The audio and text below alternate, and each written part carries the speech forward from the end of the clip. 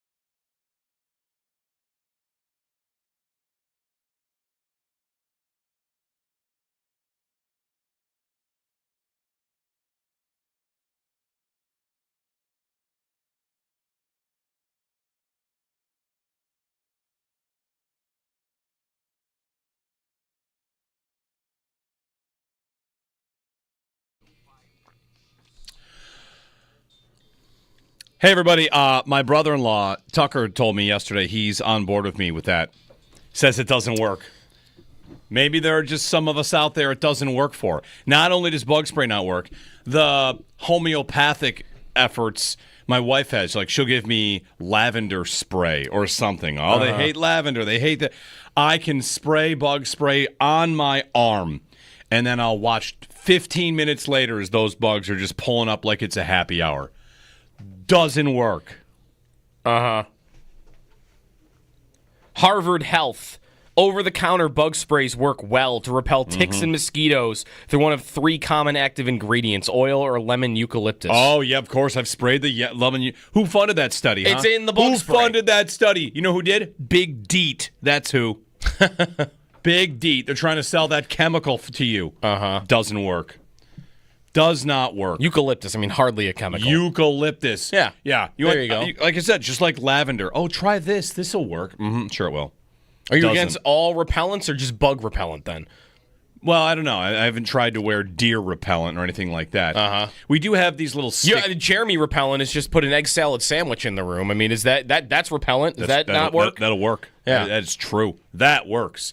Eggs. If there was a plate of eggs in here, I'm sure you wouldn't walk in the room. I would switch rooms with Owen. Be like, yo, I need to go in there. Yeah. We have these little stickers you put on your shirts that are supposed to ward off mosquitoes and bugs. Guess how good they are? Now, not that good. They don't work. Those I'm open to being a scam. The stickers? I've worn those a couple of times, and that I feel like I've noticed never working. Bug spray, I don't. Bug spray, I feel like if I spray it on, like I am not getting bit up nearly as much. What do you think the difference is between the two? One of them emits a scent to keep bugs away. The other emits a scent to keep bugs away. I think the difference probably is if you have the sticker, it's kind of like the alarm system sign at your house. Like, hey, you think the bugs are reading it? The bugs are They like see that sensing sticker? it, and they're like, That's funny. And then they land on your skin, and they go, oh, wait a minute, you just have the sign out front. But if I've got the spray on my arms and my legs, and they land on my arm with the bug spray, then it's, I'm off. Let me jump right off because it's here. But the bug spray is not lethal to the bugs. They just don't like it. Yeah, but if you land on it and it's there, then it's not lethal. No, you're not going to see a bug land on your arm and then die, right? No, but when it flies away, I have no idea. I guess not. The cracks in the bug spray defense. Hey, everybody, good morning. Jeremy and Joe, we're in studio here. In studio after 5 straight shows at camp, right? Well, last Wednesday, Tuesday. Thursday, Friday, Monday, Tuesday, yep. Last Tuesday was the last time we were 5 here. straight shows at camp, and we're here. And, of course, the big news is Maxwell Hairston. Yes. And what's going on with that. So we are left with, it's not that cryptic of a post. We just don't know what it really ultimately means. Yeah. Maxwell Hairston posting beyond blessed. Now, that could be a million things.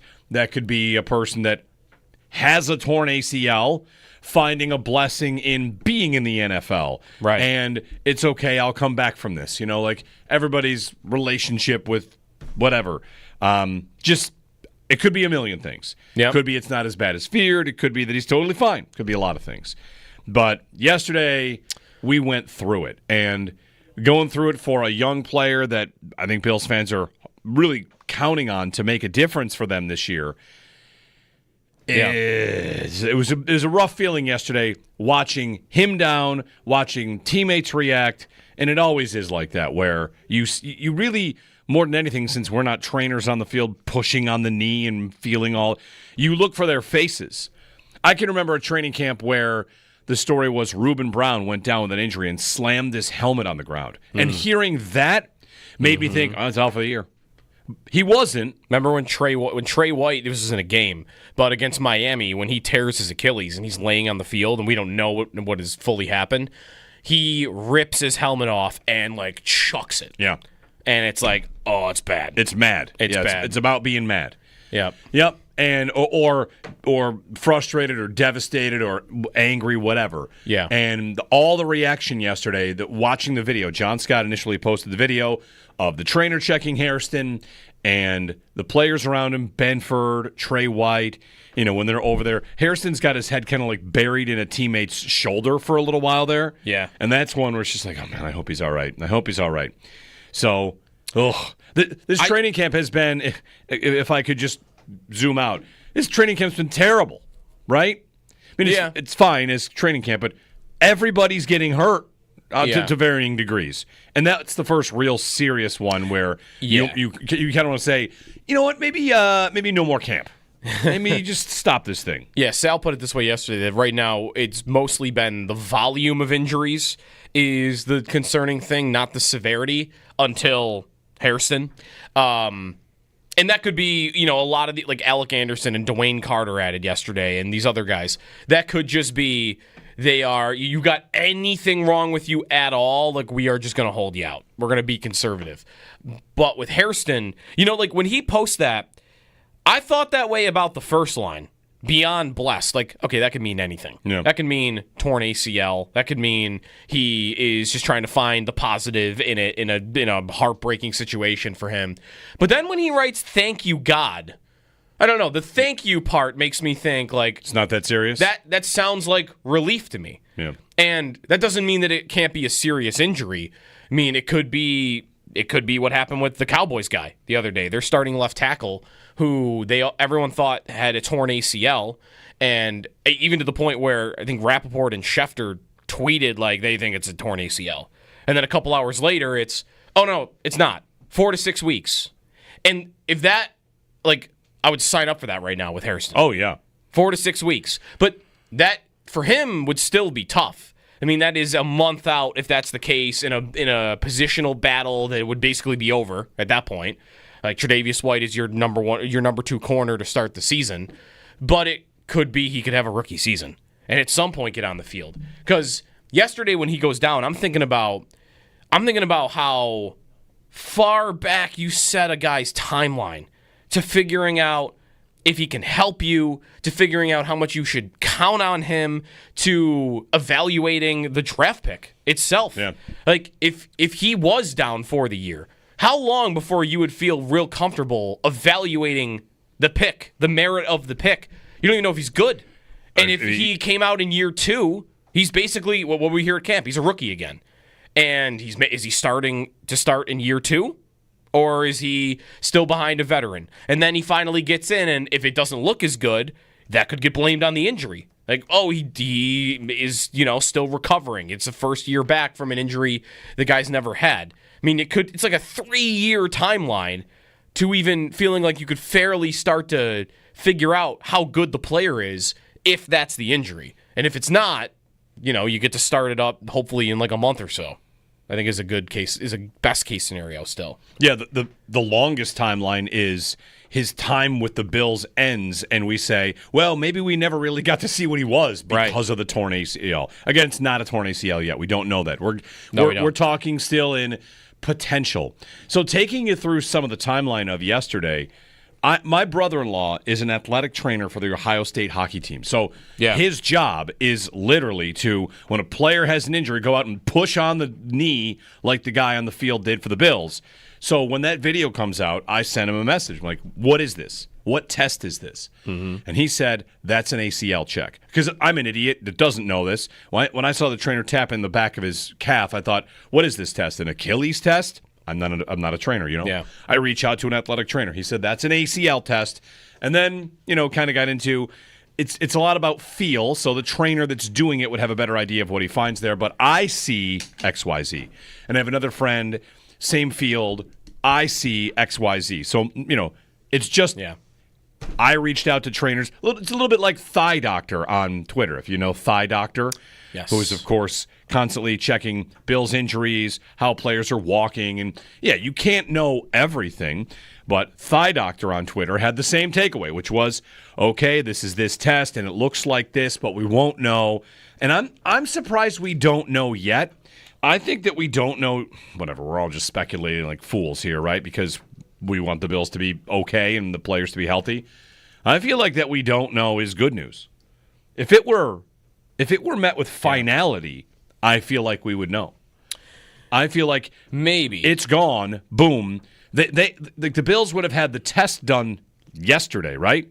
Unless they're going to do the thing where they wait for swelling to go down? That's the thing I'm wondering, because do you remember Vaughn for this? Vaughn it's not torn. It's not as bad as previously thought. Then they went in and looked and it was torn. But do you remember the timeline in that? Was it a week later? It was longer than that. Okay. Because what I remember is everyone, kind of the same thing with Hairston. It immediately happens and everyone's like, oh, that's the season. And then I think it's the next day that it's, all right, it might not be. They feel like it's still intact, but they got to wait for the swelling to go down. Von Miller got injured on Thanksgiving Day, that's November 24th, and he was not officially declared out for the season and have a torn ACL until December 7th. Okay, a full week. So it was almost a week 2 plus. weeks. Yeah. It was almost 2 weeks later that we finally got clarity, the ACL is torn. And maybe that's rare, right? Maybe it is more often that you're going to find out within a day of it happening. But I wouldn't just assume that we couldn't find out in a couple of days or even in a week, because it did happen. It happened once before with the Bills. So I don't know. I'd like to hear news today. What would the news? Anything that isn't it's torn, I think is probably good news. Yeah. Even if there was a strong message oh, it's intact. Not even a Vaughn tweet that we had right after, which is, we're not really sure. We need the swelling to go down before we really know. That, we'll be hanging on a wire, I feel like, still, if that's the news update. But I'd be bracing for something even more positive than that. Yeah. Well, then there's the question, how much would it matter? The Bills are good.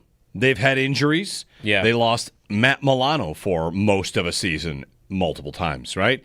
They lost Tre'Davious White multiple times to an ACL and then to an Achilles. They lost, who else are the big injuries that guys were gone for a long time? Milano seasons. Milano and Trey White, and is that it? Daquan Jones is out for stretches. Yeah, I missed the Bengal playoff game. Right? Yeah. But Micah Hyde. Micah Hyde is early in the season, right? Like, is that week 2? That's right, Micah Hyde. And he's done for the year, and then gone. that's Hamlin comes in and starts. And every single time that has happened, regular season-wise, how much has it really affected the Bills? You know, they've got a couple players that are able to lift the rest of it, of course. Right. Josh Allen's a big factor here. If Hairston were to be gone for the year, we would all be thinking what might have been about him, and if the defense would be a little bit better, but it's not, and I don't say this to diminish his importance, because we all know the importance for the Bills. It comes down to really a game or a couple plays. But it's not like the line's moving on them. The over-under on wins, anything like that. The line against Baltimore is not moving. You know, teams suffering big injuries, like, congratulations, it's next man up. In this case, it's Trey White, and he's having a good camp. By all accounts, Tre'Davious White's having a good camp. And if we have to deal with the news that Hairston is out for the full year, I think it's disappointment for him. It's disappointment for Brandon Beane and Bobby Babich and Sean McDermott, because you know, we want to evaluate the picks they make, and we want their picks to be good. And bad luck like this, and a non-contact injury, and a freak trip up, even if it is just set back a little bit, how much of a difference does it make? Because my answer is probably not that much of a difference, but that I'm willing for that to be wrong, only because we don't know how much of a difference he was going to make anyway. Right. If it's a player that's established, if it's Ed Oliver or Deion Dawkins or Spencer Brown or Khalil Shakir. I know what those guys bring to the Bills. And I don't know what Maxwell Hairston brings yet. So that it's an unknown kind of leads me to, well, I don't know how big of a difference it makes. I've seen the Bills play without Maxwell Hairston forever. What's one more year of that? I don't hope that that's the case. I just don't know how much I should really feel about the effect on the year. If, in fact, he's gone. I mean, sure, they hadn't had him, but he's a huge it's not just that Hairston isn't out there. It's anybody you could have had in the first round is not contributing for you. Like, every other team in the league at the moment, I think unless there's somebody else that's had something, if this is the injury, has their guy producing for them. So everybody's improved in that way, and your guy would be out for that. So, sure, we don't know how good he was going to be, but what were they trying to have happen? They were trying to have Max Hairston eventually come in, start, whenever that timeline was still being decided and is still being decided, to get a skill set they haven't had in the offense. To have a speed corner that can jump routes, that can run with any wide receiver in the league, just on the athleticism part of it, on the speed part of it, and hopefully give the Bills a cornerback duo they haven't had for the entire time that Beane and Sean McDermott have been here. They've tried, right? Two studs. They drafted Kyer Elam in the first round when they still had Tre'Davious White. Right. Elam's not good in the first place, but then White ends up getting hurt. But by the time Benford ends up like, oh, this guy's really good, Trey White's going through injuries, you never really get to see this team with two really good corners at the same time. It's always been one stud and then just a guy. And that's always been kind of good. It has been kind of good, but do they think that's one of those things that they could use when they get to these playoff games? Yeah, they talk do they feel like that is that one of the areas that a Kansas City or a Cincinnati exposes them because they're attacking Kyer Elam? Could tell you that last year. Right, he's a backup though in that spot. He's not supposed to be even on the field. I mean, They're attacking Levi Wallace. The Chiefs are attacking Levi Wallace. I can tell you that. That was happening in that 13-second game. Are the teams that are beating them rolling out two elite corners? But no. I don't need. Do I even need elite? Like, give me, in this scheme, give me two guys that are really, really good. I would say let's see what that looks like. You do have two guys that are really, really good because you have Taron Johnson. Are the Chiefs beating the Bills because they have three really good corners? Did the Bengals beat the Bills because they had two really good corners? I don't know. There's a million ways to skin a cat. I understand that. And, of course, it makes sense to pursue having as many good players as possible. I'm always going to be on board for that. But this has been the best pass defense in football for 8 years, basically. Over the last 8 years, and maybe this is a sign of how much better it could be, they've never had, like you said, two great outside corners. It's always been a number one and a guy. Right. A number one and a guy. Josh Norman, E.J. Gaines, Levi Wallace. Yeah. Like in all those years, they were good defenses. You might think it was a weak link, but the Bills don't often. This was something Joe Marino said with us, or Carl Jones. They all bleed together. We're at camp. We talk to so many people. That the Bills, they do a great job of protecting their corners on the outside. It's not often that they're putting them on islands. Right. But when they do, teams are maybe going to exploit that. And Benford's great out there in man coverage. There's no doubt about that. He's not always asked to play man. He's just great when he does. All right. Hairston could have given them that lockdown ability, and maybe that's where they make up the gap in the pass rush. That's where maybe the pass rush win rate becomes sacks instead of just, hey, they were good at pass rush win rate, which it feels like we're saying that a lot. Last year was they were fine at pass rush win rate, even though people feel like they didn't have a pass rush. Yeah. I hear that. I think he is potentially important if he is to miss a lot of time. I mean, the setback, does his season start to look like Cole Bishop's last year? If he is not out for the year, where he misses so much of camp and he misses so much of the build up to the regular season that he's just got behind the eight ball, and do they ever feel like they could trust him to put him in a real game? Bishop, they got to that a little bit, but when everybody was healthy, they didn't. I think part of it, too, is he feels like he's my best case scenario at the position, like easily. And I feel like they're a little unprotected with if he is to be out. I think Tre'Davious White's a great story. I think he is beloved by fans.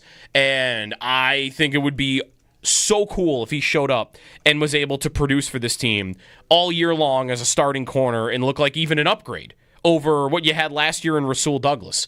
How likely is that really to happen, though? Sure, he looks good in camp, but what if I had told you at the day after the season ended last year, the Bills, you mentioned, like they have one of the best pass defenses over a 7-8 year sample here. They were not good last year. They were bad last year in pass defense. They were really bad last year. By their standards. By their standards, but by EPA per play, and like there were a lot of metrics show like they were near the bottom of the league last year. And if I told you that pass defense's move was going to ultimately just be, well, they brought Trey White and Dane Jackson back. Mm-hmm. If I told you that day after the season, you go, that is not enough. That feels like you are falling well. And I know they tried and they added Hairston, but that's to me what the loss is of him. It's you're trusting now that position, which, by the way, Benford's got his injury problems too. I just feel like they're a little unprotected now if he is out for a long time, because then you've got one guy that I still am queasy about being someone that could play all year for you and do really well at this age and at this injury history. And I've got a number one corner that I know is amazing, but he has concussion problems. Well, part of that arithmetic, I would say, would include the safety play. And that's Cole Bishop and Taylor Rapp. Last year, the Bills' biggest problem, to me, was safety. That's what I mean. Like, do you feel like without Hairston being able to play and being like a good rookie, that their secondary is better than last year? If it's Trey White and Bishop is good? Instead of Douglas and Hamlin. Yes, I think their secondary could be better. Yes. It could be better. Their safeties were, I mean, it depends who you count on. You want to go to PFF and go to ranking pass coverage of their safeties? They ranked like 74th and 99th among safeties. That's right. Their best graded safety was Cam Lewis. I mean, they were rough back there. But then the whole ticket to the secondary being better is Cole Bishop is going to be awesome. Or at least better than Hamlin. He's going to be a starter. He's going to be an athletic starter. He's going to be what they drafted him to be. He left injured, by the way, for a little bit yesterday, too. I think he came back, though. He did, yeah. Injuries piling up. Good morning, Jeremy and Joe. Finding out in the chat, by the way, if you're watching us on our YouTube stream, have a couple of new listeners, streamers, watchers that didn't know we were live every day, but training camp, they fired up the TV. Like, oh, you guys are in studio. You do this every day? Yeah. We do now? Yes, we do. Yeah. So if you've been joining us for camp, we do this when we're not at camp too. So welcome in. If you're listening, of course, the usual way, well, good morning. It's hot again today. 90. It hit 90 yesterday. We were in the heat. And we were in the heat. I don't know if you could tell how red my face is. I wore a red shirt on purpose because it felt like I burned up yesterday. You wore a red shirt to mute the red in your face? Yeah, I did. I thought that would bring out the red in your face. If you have green eyes, don't you wear green to have your eyes pop? We should ask our master of streams in there, our Owen. If I were white, wouldn't the red look more red on camera? There would certainly be a color contrast there issue there where you would look like a tomato for sure. But I can hook you up and turn the red down. Wow! I didn't know that was a capability. That's performance enhancing. I could have worn whatever I wanted. Dial down the red. Wow! Look at that. I know. I'm doing work for you guys in here. Maybe we'll be like a broadcast when the Bills are playing the Chiefs. We take all the reds out of the stream, so it's just there's no reds. Yeah, I'll swap all the reds to greens or blues. You can do that? I can't do that. Okay, I can turn the red down on Joe though if I wanted to. How crazy can we get with it? I could make you guys like night creatures, just all black and white, all interesting. Like all crazy kinds of colors, green aliens. Howard's coming in at 8 o'clock today. Let's do that segment in black and white. Make him feel at home. That would the old be guy. fun. Let's do that. I think he's coming in. He's on some old-timey music the whole time he's on, too? Yes. There we go. 803-0550. All right, so give us a ring. On Hairston, how key is he? And let's get to that. Which newcomer is the most important to making a difference for this team? Because Hairston is near the top, and we'll see if we get any news on him today. We are live in studio. We'll be back at training camp tomorrow for another practice. The Bills are off today. 803-0550 and 1-888-550-2550. Jeremy and Joe here on WGR.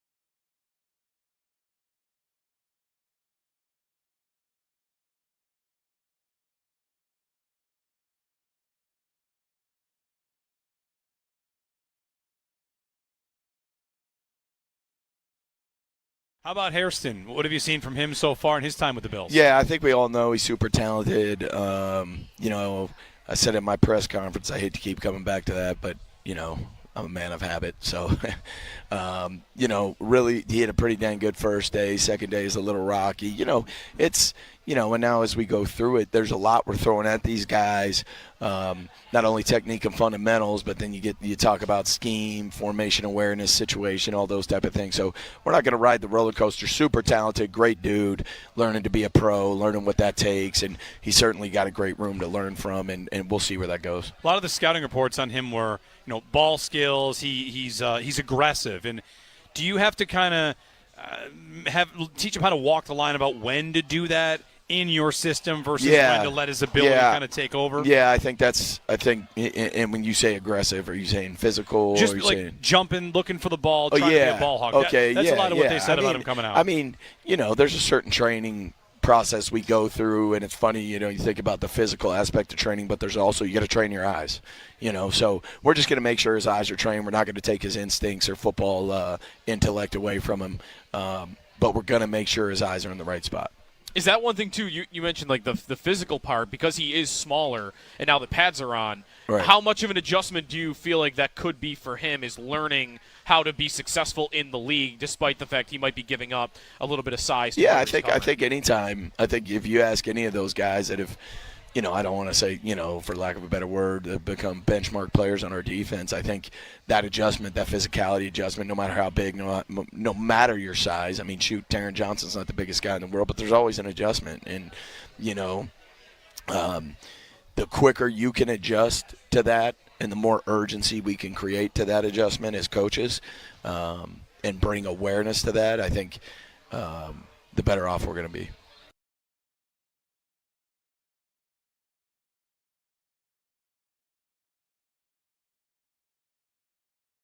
Of course, the big news is Maxwell Hairston.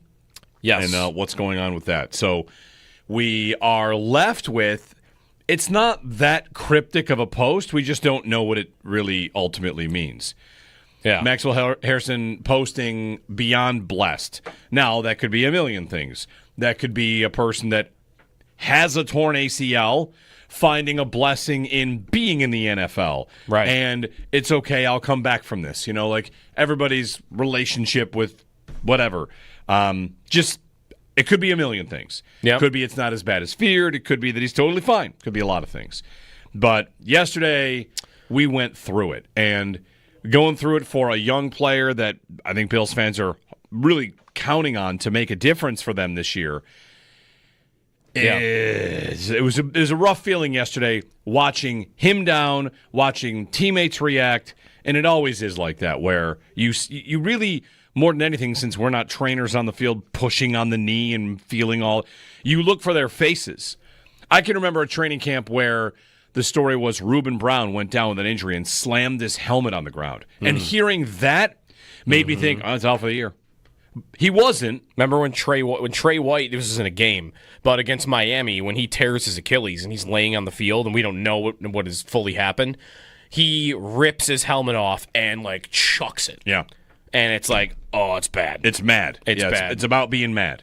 Yep. Yep. And or frustrated or devastated or angry, whatever. Yeah. And all the reaction yesterday, watching the video, John Scott initially posted the video of the trainer checking Hairston and the players around him, Benford, Trey White, when they're over there. Hairston's got his head kind of buried in a teammate's shoulder for a little while there. Yeah. And that's one where it's just like, oh, man, I hope he's all right. I hope he's all right.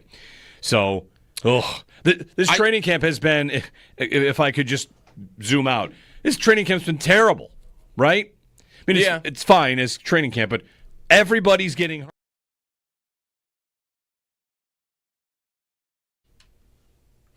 The Bills are off from training camp today. They will be back on the field tomorrow at St. John Fisher. And Maxwell Hairston yesterday was the player that went down with a right knee injury, non-contact, barely was able to hobble off the field. And we will see if he is able to practice anytime soon or be out for a long time. He tweeted last night or posted on Instagram, "Thank you, God, beyond blessed." So we'll see if that means anything positive. It kind of sounds like it could be on the injury front for him. Other injuries for the Bills: Alec Anderson and Dwayne Carter being added to the long list yesterday. Cole Bishop left for a minute, but he did end up coming back a little bit later on. Dalton Kincaid, Elijah Moore, they returned to practice yesterday. Coverage of Bills training camp at St. John Fisher University brought to you by Fiegel Car and Joyce, your border attorneys. By Outlet Liquor, when you need to stock up, it's the place to buy a case. What's your outlet? By Connors and Ferris, your workers' comp attorneys, and driven by your Upstate Honda dealers. For great deals on the entire Honda lineup, visit your Upstate Honda dealer today. Hall of Fame game tomorrow. Chargers will playing both of their top rookies, Omarion Hampton at running back and Trey Harris at wide receiver. Trey Hendrickson will report to Bengals camp today. Adam Schefter says that the two sides, though, are no closer to a deal. Those are your Paddock Chevrolet sports headlines. Paddock Chevrolet celebrating 90 years of being your hometown dealership. Call or text WGR at 803-0550 or post on X at WGR550 and get connected to Jeremy and Joe now. Brought to you by Northtown Kia. Shop online at northtownkia.com for the all-new Kia K4 Sportage Telluride and EV9. Definitely leaves you a little worried for him, you know what I mean? We played a game of football and we know those things can happen out here, but it leaves you more worried for him because he's so young and has a super, super bright future ahead of him, you know what I mean? So I just want to see him out here healthy and making plays as he's been doing. That's Dane Jackson. Part of the story of yesterday was watching reaction to the Max Hairston injury, watching players talk about how it happened, a freak trip up. Dane Jackson, Taron Johnson, the players talking about praying for him, that it's not a serious injury, that you hate to see non-contact. So we don't have any definitive follow-up answer yet. We have a Hairston Instagram story where he says, beyond blessed, thank you, God, and a picture of him signing a football. So he may know, we do not. And we're like, I don't know, people on Let's Make a Deal guessing what's in a box. Like, what do you think it is? Right? I think that's a show that was very old that I only saw maybe the new version of with Wayne Brady. Howard would have seen the very old version of that maybe. Anyway, if you want to spend 10 minutes on the internet having a good time, check out The Monty Hall Problem. Yes. You like that? I do like them. Okay, that's how I know Let's Make a Deal, because I know the Monty Hall Problem. Okay, yeah, That's check that out. Because otherwise, I'm going to say you might want to go like, is Deal or No Deal an updated version of that in a way? Yes. You don't know what's in the case. It's a significantly less interesting version of it. It's pretty terrible. It always was pretty terrible. Really? Yeah. There's nothing interesting about Deal or No Deal. Nothing at all. There never was. It's whether you wanted to gamble and keep going, or if you wanted to take what the banker was giving you. Totally uncompelling. Never the least bit interesting. Not at all interesting. I mean, it was on for like 20 years. So's this show. Beat you to it. Sal coming up at 7, Howard at 8. Posted a question on Twitter. The Hairston scare, which remains undetermined at this point, begs the question, which newcomer is most important to their success this year? Give us a call on that. What's your opinion? Which newcomer is most important to their success this year? 2 responses. One said the defensive line, and one said the secondary. You're not allowed to pick a full unit, folks. Which which indicates, give me a name. Yeah. Who's the most important to their success this year as a newcomer? And I'd say based on our first segment, Joe, I think you might say Hairston. Would you? Draft or free agent. This can be Josh Palmer. Yeah. This can be Caden. Palmer would be up there. This can be Jackson Hawes. I mean, whatever new player that is the single most important new player to the team this year. I think Hairston would be really high on my list. Would he be above Palmer and Bosa, though? Because aren't those going to be the top 2 names here to go through? Is that because you want to lean on known commodities? That's the thing. To a degree? That's the thing. Like, I think Hairston for the long term is very important. And I think for the secondary, I really think it's questionable whether their secondary gets better if he isn't a contributor this season. Yeah. It could, but I don't think I would not assume that. So who would I put above Hairston? He might, I have to think about it. He might be my top answer. Palmer, though, like for me, just the ability to beat man. If he can do that and be kind of a finishing piece to their offense that they didn't have last year, that Cooper was supposed to be, then I think he's going to be number 1 for me. Palmer. We'll get some calls in on this. 803-0550. I feel like I'm supposed to say Palmer. You know, I'm the wide receiver guy, but now that you did, I got to think a new one. You could. I'll go with the other wide receiver, Elijah Moore. Brad Robbins. The punter? Yeah, sure, why not? I mean, Hairston, does he have to be more important than Bosa for this? And he doesn't have to be, but it's also what you think is more important. You think the pass rush is more important? You think the secondary is more important? I mean, you know, all pieces are tied together and important. We'll see. See what John in Detroit has on this. Hey, John, good morning. Hey, what's up, guys? I love the show. I think the most, as far as the biggest multiplier effect, and I'm crossing my fingers, I love the 3 defensive lineman rookies they drafted.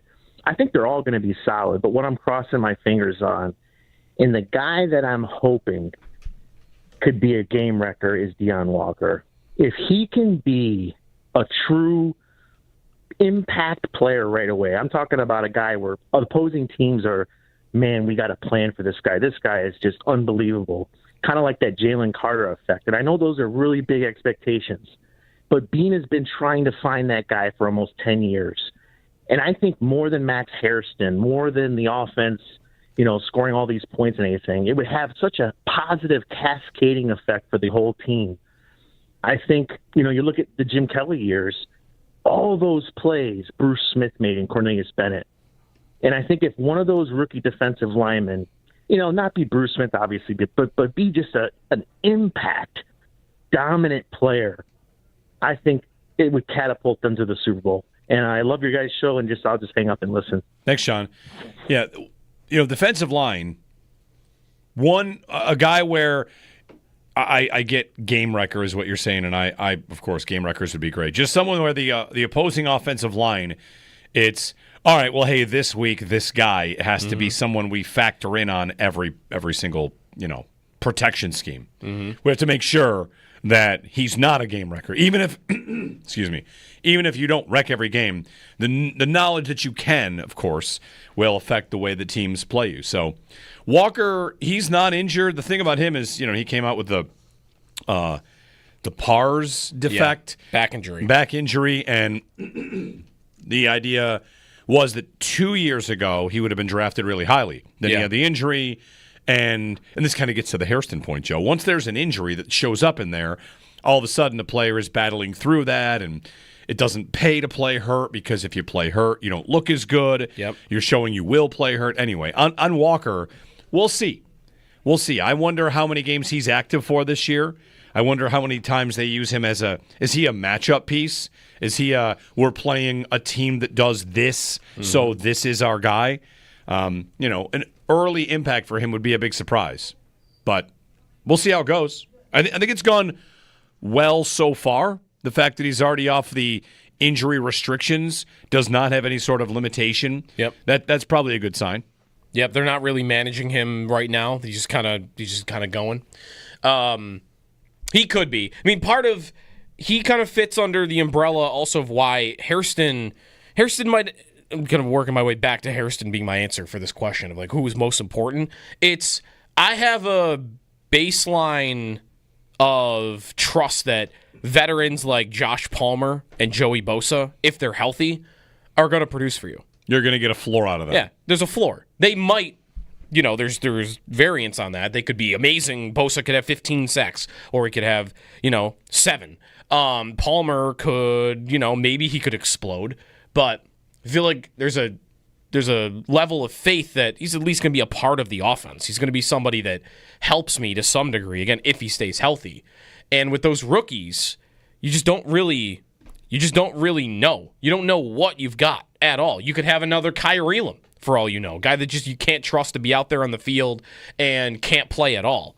And for that's kind of what would lead me to Hairston is his success is so important to this defense because I don't know that I can count on anything from him. Whereas all those veterans that you added, I think for the most part you should know you can count on something.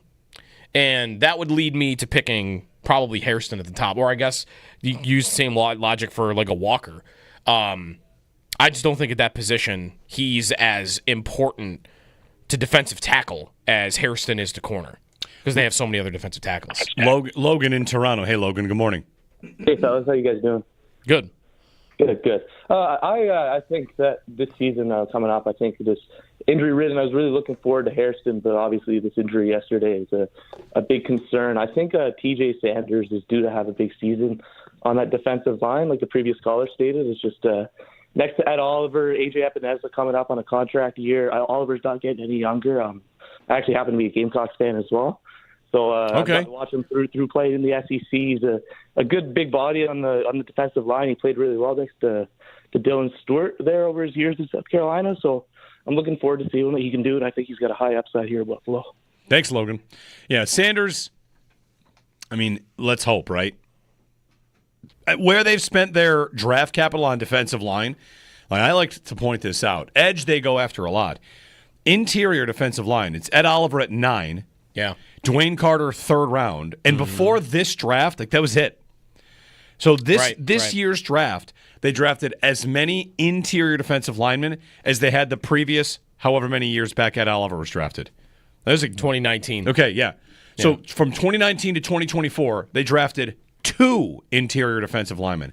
And this year they drafted 2 in Sanders and Walker. So Sanders being like that high investment, and they traded up for him a lot. They swung way up to get him. Mm-hmm. So, expectation comes from a bunch of things. But for me, it's they finally landed on drafting the position, and they were eager to get this player. So I think that brings high expectations to a degree. Thanks to the phone call, Logan. Checking in from Detroit and Toronto in that segment. And in the chat, we've got someone in Chicago who's in the Chicago. Buffalo's just asleep still. Yeah, they're the Chicago Mafia. And they see us all the time. No, I know. They're just like, oh, these old guys. 803-0550, Sal, 7 o'clock. We'll get the latest from him and, keep rolling through. And if we get any Hairston news, of course, we'll pass it along as soon as we can. We've got some big fears about what it could be, but maybe some optimism emerging today about, well, not as bad as it was feared, which those are big words this time of year. That happens around the league, right? Not as bad as feared would be good news to see today on Max Hairston. 803-0550, who's the most important newcomer to this Bills team this year? Jeremy and Joe on WGR.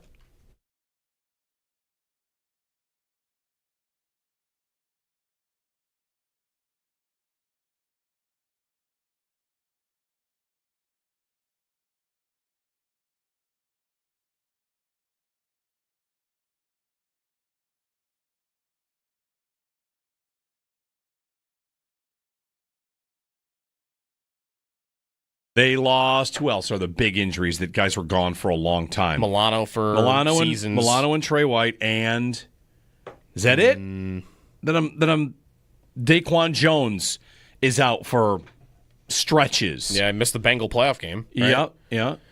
But Micah Hyde. Micah Hyde is early in the season, right? Like, is that week 2? That's right, Micah Hyde. And he's done for the year, and then gone. that's Hamlin comes in and starts. And every single time that has happened, regular season-wise, how much has it really affected the Bills? They've got a couple players that are able to lift the rest of it, of course. Right. Josh Allen's a big factor here.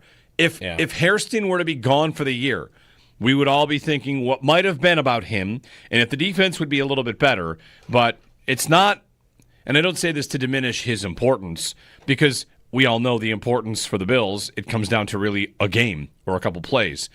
But it's not like the line's moving on them. The over-under on wins, anything like that. The line against Baltimore is not moving. Teams suffering big injuries, like, congratulations, it's next man up. In this case, it's Trey White, and he's having a good camp. By all accounts, Tre'Davious White's having a good camp. And if we have to deal with the news that Hairston is out for the full year, I think it's disappointment for him. It's disappointment for Brandon Beane and Bobby Babich and Sean McDermott because, we want to evaluate the picks they make, and we want their picks to be good. And bad luck like this and a non-contact injury and a freak trip up, even if it is just set back a little bit, how much of a difference does it make? Because my answer is probably not that much of a difference, but that I'm willing for that to be wrong, only because we don't know how much of a difference he was going to make anyway. Right. Hey, everybody. My brother-in-law, Tucker, told me yesterday he's on board with me with that. Says it doesn't work. Maybe there are just some of us out there it doesn't work for. Not only does bug spray not work, the homeopathic efforts my wife has, like she'll give me lavender spray or something. Oh, they hate lavender. They hate that. I can spray bug spray on my arm, and then I'll watch 15 minutes later as those bugs are just pulling up like it's a happy hour. Doesn't work. Harvard Health. Over-the-counter bug sprays work well to repel ticks and mosquitoes through one of 3 common active ingredients, oil or lemon eucalyptus. Oh, yeah, of course. I've sprayed the lemon. Who funded that study, It's in the bug spray. Who funded that study? You know who did? Big Deet. That's who. Big Deet. They're trying to sell that chemical to you. Doesn't work. Does not work. Eucalyptus, hardly a chemical. Eucalyptus. Yeah. There you go. Like I said, just like lavender. Oh, try this. This will work. Sure it will. Are you against all repellents or just bug repellent then? Well, I don't know. I haven't tried to wear deer repellent or anything like that. We do have these little Jeremy repellent is just put an egg salad sandwich in the room. Is that's repellent? Does that not work? That'll work. Yeah. That's true. That works. Eggs. If there was a plate of eggs in here, I'm sure you wouldn't walk in the room. I would switch rooms with Owen and be like, yo, I need to go in there. Yeah. We have these little stickers you put on your shirts that are supposed to ward off mosquitoes and bugs. Guess how good they are? Now, not that good. They don't work. Those I'm open to being a scam. The stickers? I've worn those a couple of times, and That I feel like I've noticed never working. Bug spray, I don't. Bug spray, I feel like if I spray it on, like I am not getting bit up nearly as much. What do you think the difference is between the two? One of them emits a scent to keep bugs away. The other emits a scent to keep bugs away. I think the difference probably is if you have the sticker, it's kind of like the alarm system sign at your house. Like, hey, you think the bugs are reading it? the bugs are They like see that sensing sticker? it, and they're like, That's funny. And then they land on your skin, and they go, oh, wait a minute, you just have the sign out front.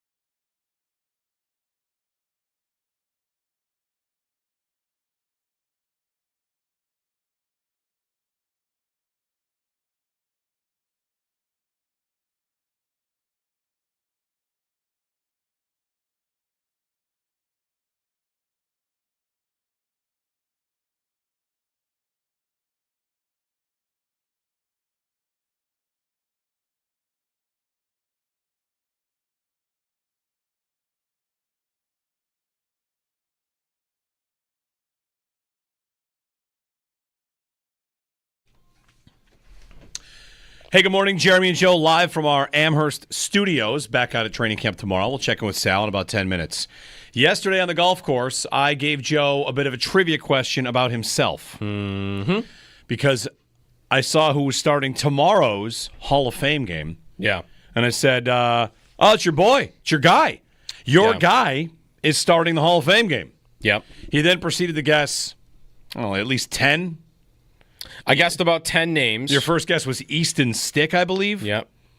Then I put a 110-yard shot 3 feet from the hole. And then I think I guessed Nathan Peterman. That was also a guess. You guys know who it is, Josh? Oh, and you know who's starting? Who would you consider this one of Joe's guys? 100%. Yeah. Yeah, I think so. Also did not know this guy was on the Chargers. He didn't either, but found No, I his didn't. way I thought- there. Thought he was in the Canadian Football You League. did find your way there. Yes, I Trey did. Lance is starting. Yeah, which I would agree. That is one of my guys.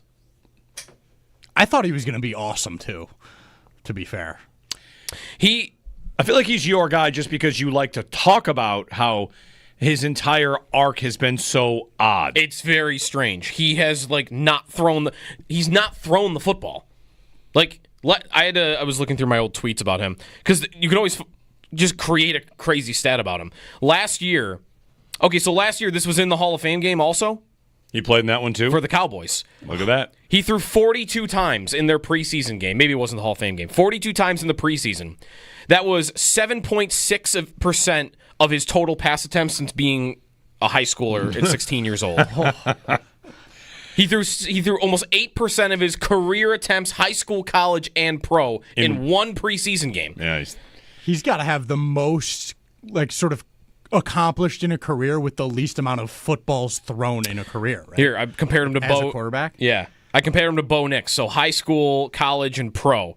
Last year before the season, Bo Nix, 2,800 career pass attempts. Trey Lance, 552. Yeah, he's not ever really played. He's not played football. Well, he's playing tomorrow. He's playing tomorrow.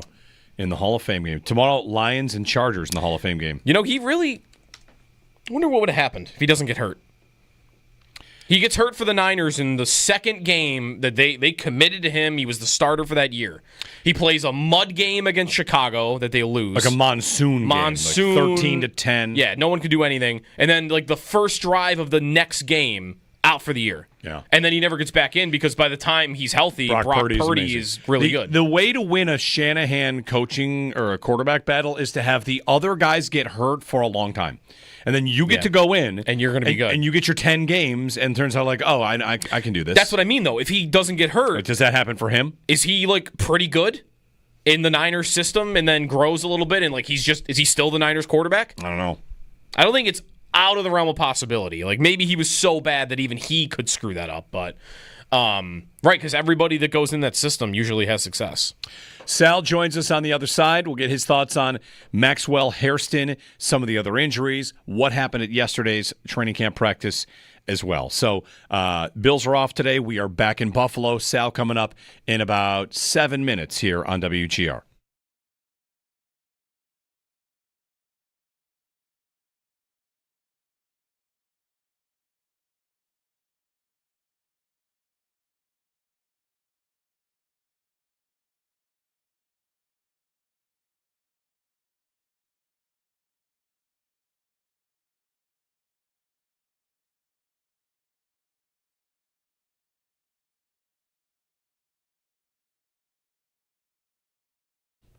Hey, it's Sneaky Joe DiBiase here for Signal's gas station and convenience store. We're back from Rochester today, so I'll have to take advantage of that. Get down to Signal's, get the lowest price on gas, and they have a lowest price guarantee on both gas and tobacco. So if you do find a lower price, Signal's will match it. All you can do is head down Route 20 in Irving. You save some money. You can see them in Killbuck as well. Signal's, they have a huge selection of vapes and tobacco-free pouches that are on sale monthly too. And you could use your Signal's rewards card, earn points that'll spend like cash. All your favorite brands at the lowest prices in Irving on Route 20 and in Killbuck on Route 417. And you can check them out on their website at knowyoursignals.com.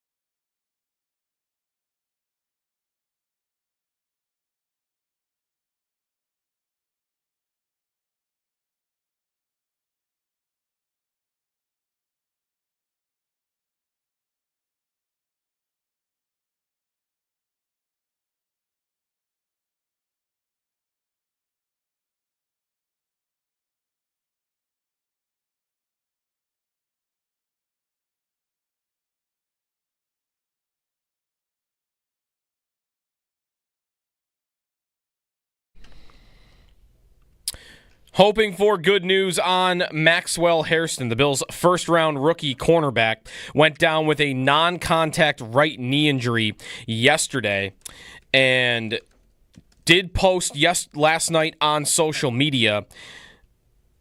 Beyond blessed, thank God. Some reading into that, hoping that could be positive news for Hairston, that he's not suffered an injury that could be for the season. We'll keep you updated if anything comes out on Hairston today. Dalton Kincaid, Elijah Moore, they returned to practice yesterday after dealing with injuries. Alec Anderson, Dwayne Carter amongst players that were added to the list of non-injured players. The Bills will be back at camp tomorrow for practice at 9:45. Coverage of Bills training camp from St. John Fisher University brought to you by Fiegel Car and Joyce, your border attorneys, by Outlet Liquor. When you need to stock up, it's the place to buy a case. What's your outlet? By Connors and Ferris, your workers' comp attorneys. And driven by your Upstate Honda dealers. For great deals on the entire Honda lineup, visit your Upstate Honda dealer today. Hall of Fame game tomorrow. Trey Lance is going to start at quarterback for the Chargers, the former top draft pick of the 49ers. The Lions are the opponent. They'll likely play a combo of Hendon Hooker and Kyle Allen at quarterback. Trey Hendrickson will report to Bengals camp today. Adam Schefter, though, says that they are no closer to a deal. Could be a hold-in situation for Hendrickson. And Baltimore tight end Isaiah Likely out a few weeks with an ankle injury. It doesn't sound like right now, though, he's in danger of missing the opener against the Bills. That's your Paddock Chevrolet Sports Update. Paddock Chevrolet celebrating 90 years of being your hometown dealership.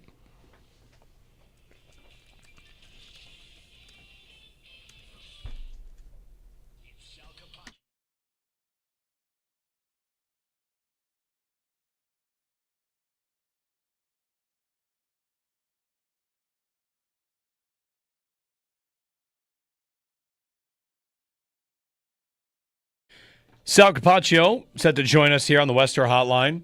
Hall of Fame game tomorrow, Chargers and Lions. I found another stat on how inexperienced Trey Lance is. All right. He has 661 pass attempts in his life. High school, college, NFL preseason, NFL regular season.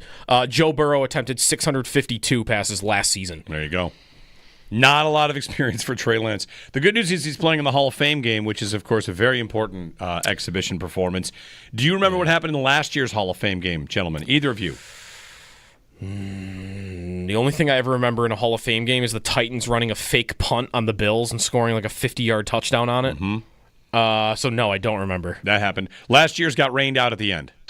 It's happened twice where they've just been like, you know what? It's fine. Let's all go home. I remember a year, because I had a fantasy draft that night, and we were like planning, like, oh, we'll have it on when we have our fantasy draft.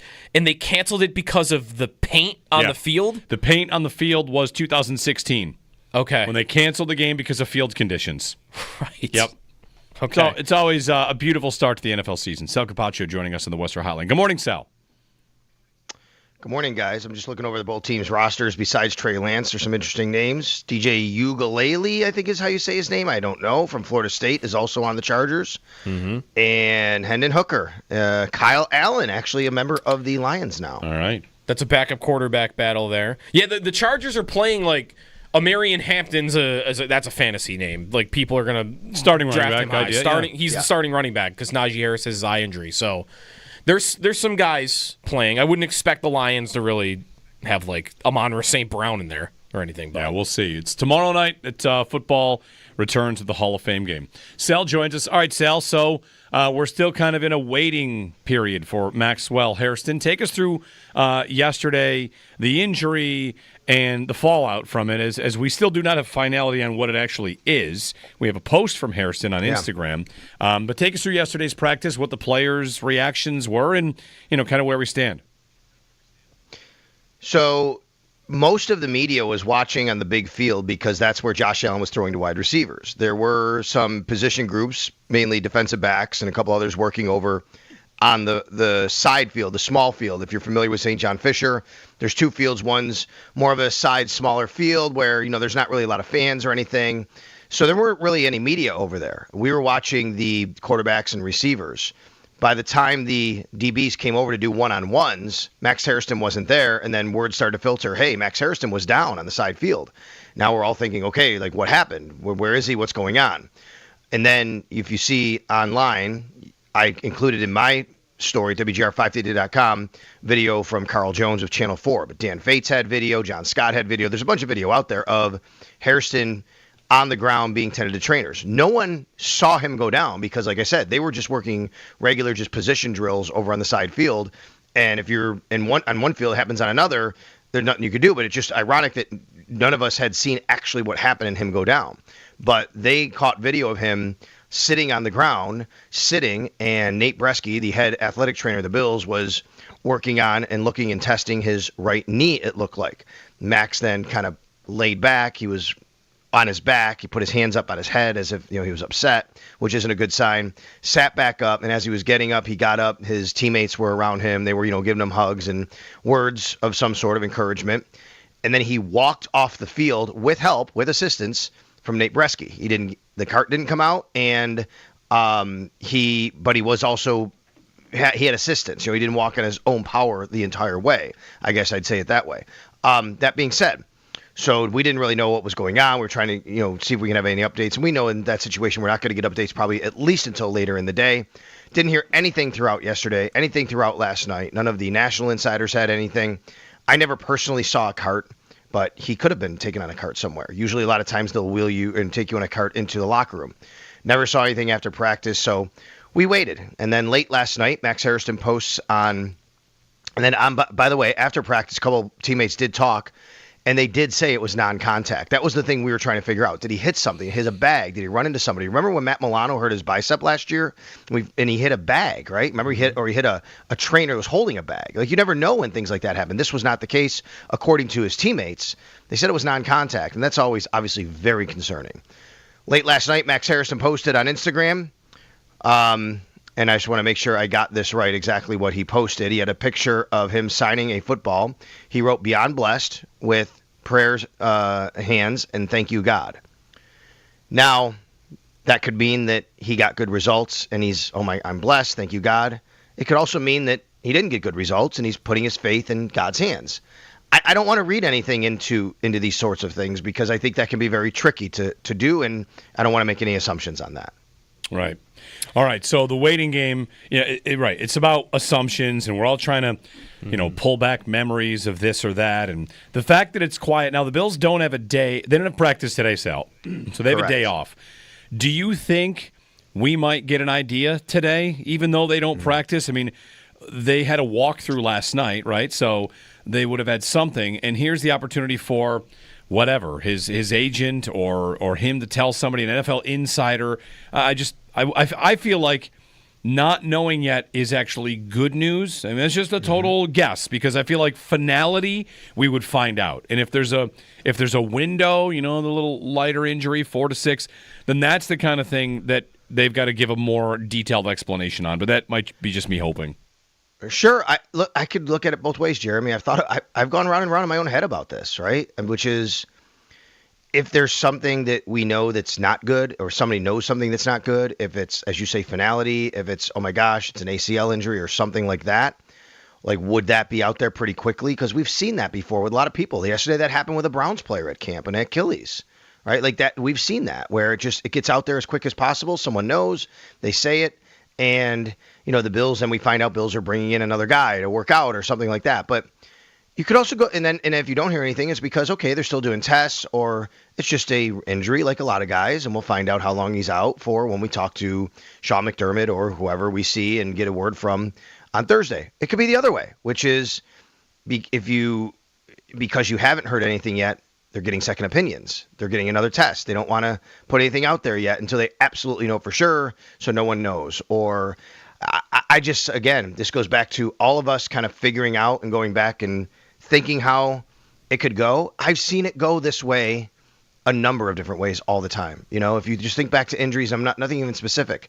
There's been times where guys got hurt. I don't know. When did we find out Reggie Ragland was going to be out for the year, right? I mean, I think about him. I think it was a couple days later, actually, to be honest with you. What about Tyrell Shavers going off the field on a cart with everyone really concerned, and it looked really bad?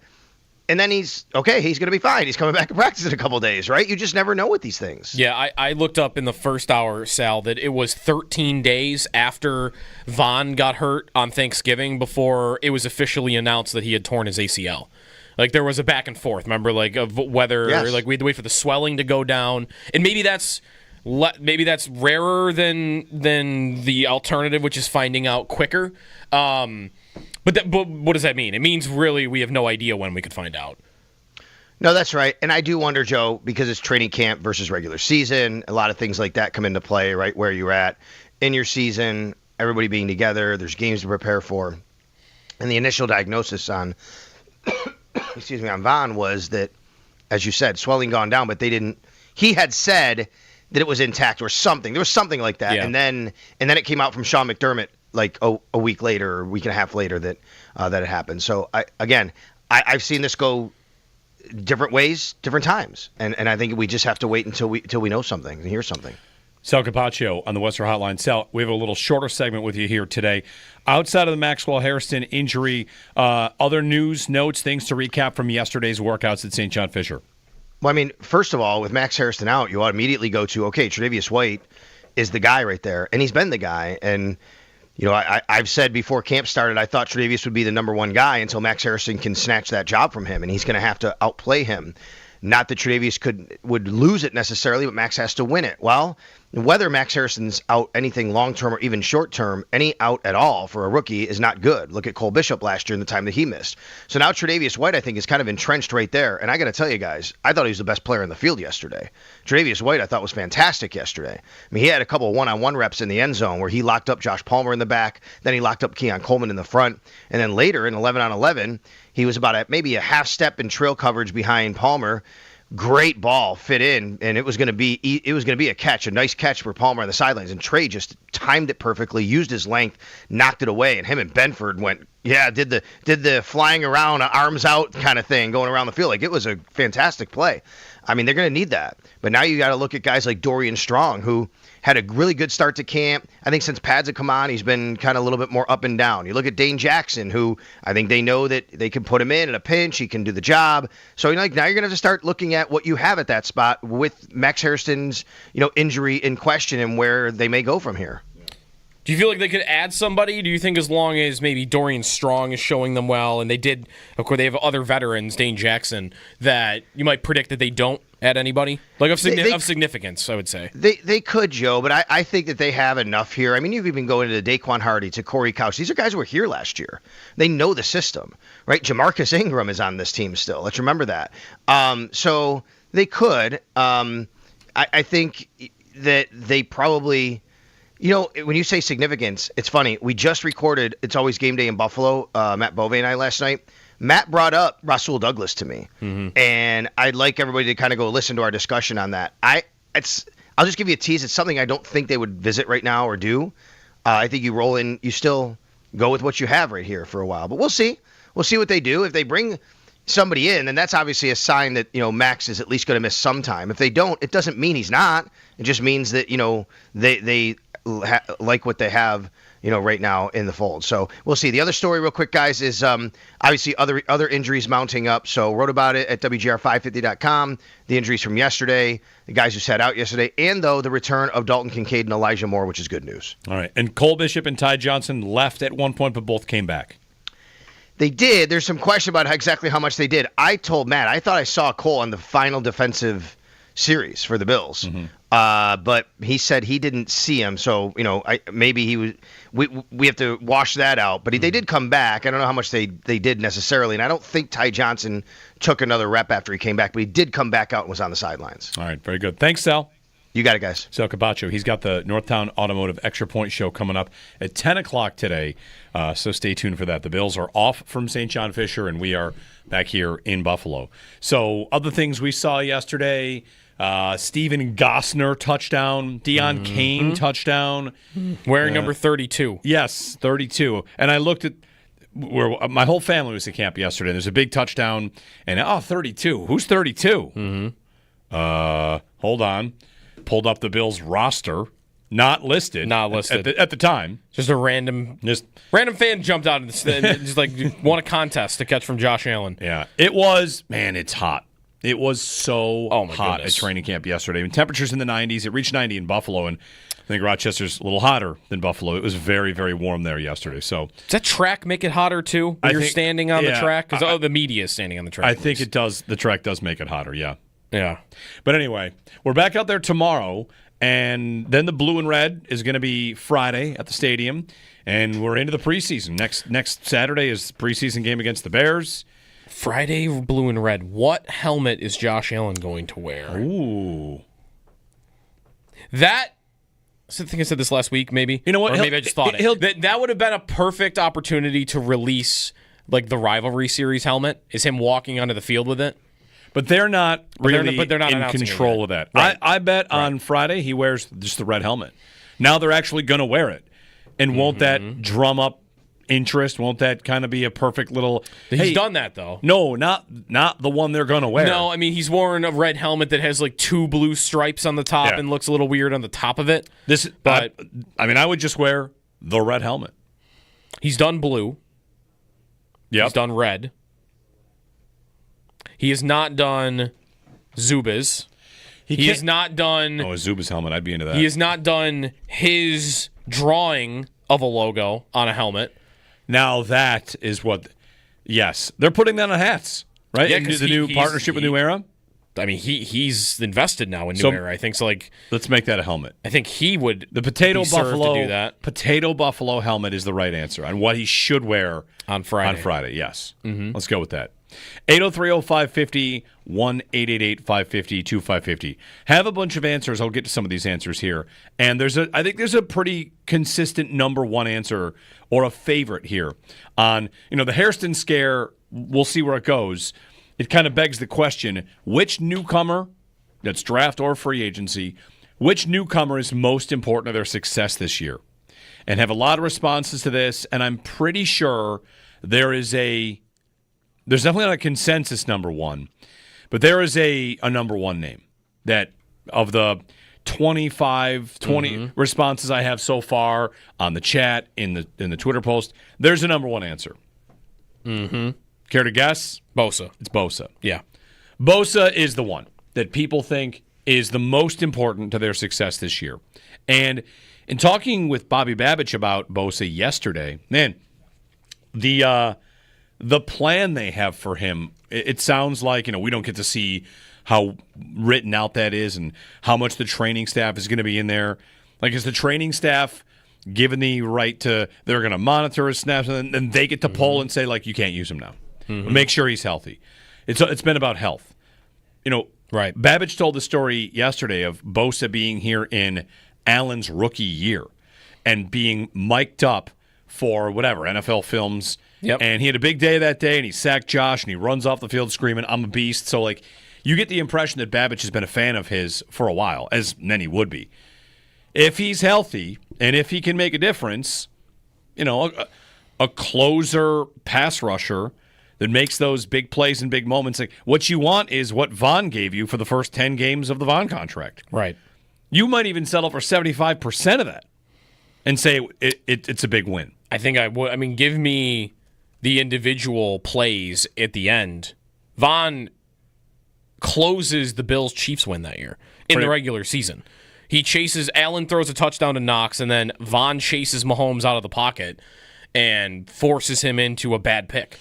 And the game's over. He had a strip sack in New York. That's a game I think they lose to the Jets, but Vaughn gave them multiple chances to win the game again. Yeah. He had third down. He didn't just have the pressure on Mahomes. He had a third down sack on, I think, the previous drive. He had a sack against Minnesota that really should have been a closing sack. 4th and 18? I think it's 3rd and 10. He sacks Cousins to put them at 4th and 18.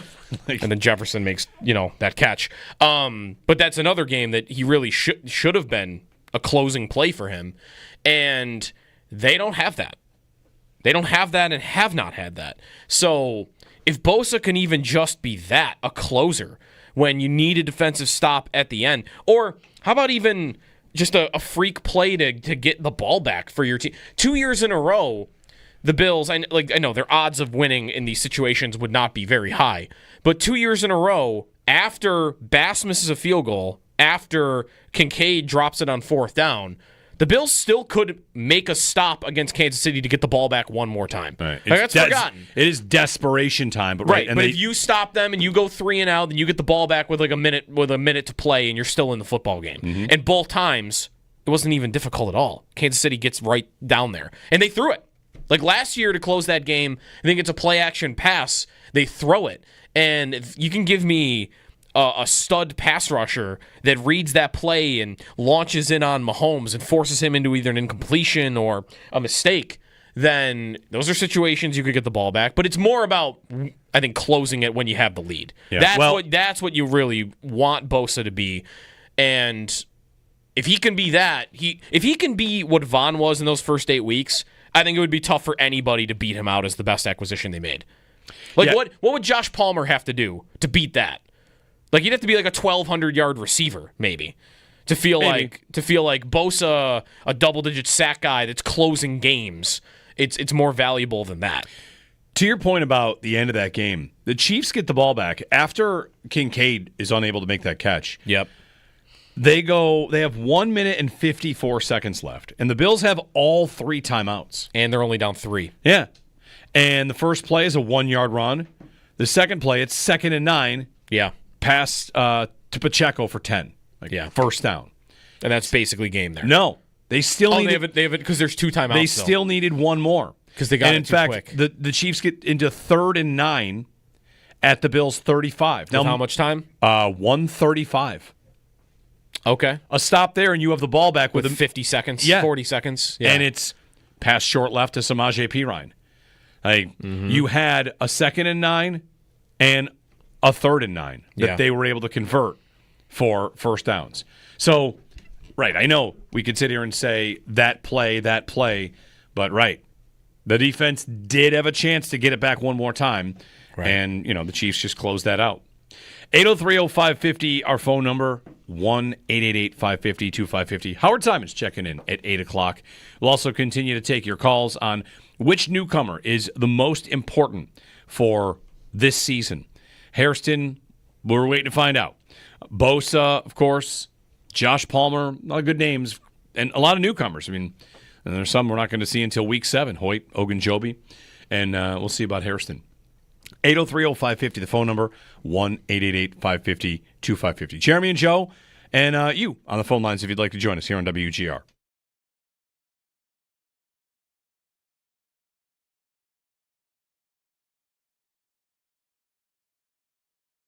I wanted to start talking with you about Tre'Davious White because you've been here pretty much since he's been here. That's right. And you've seen Trey from rookie to all-pro to battling the injuries, and now he's back out there. And what's it like to see him like this in this scenario? I think I'll start on a personal level. In my press conference the other day, I said it. I mean, seeing him grow from a rookie to become an all-pro, go through 2 injuries, and the heartbreak that it was, in the end, this is a business. That's the toughest thing about playing and coaching in this league.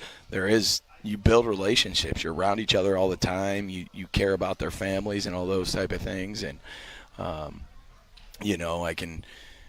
it's just from a personal side, it's tremendous to see him back out there and to see him, as close to Trey White as we all know he could possibly be with the stuff he's gone through. And then,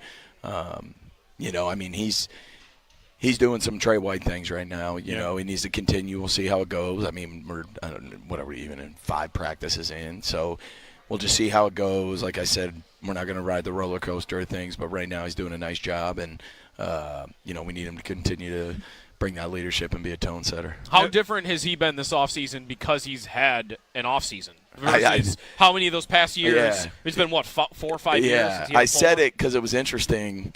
We were walking down with one of the strength coaches, and there's a hill over here on the other side of this field house.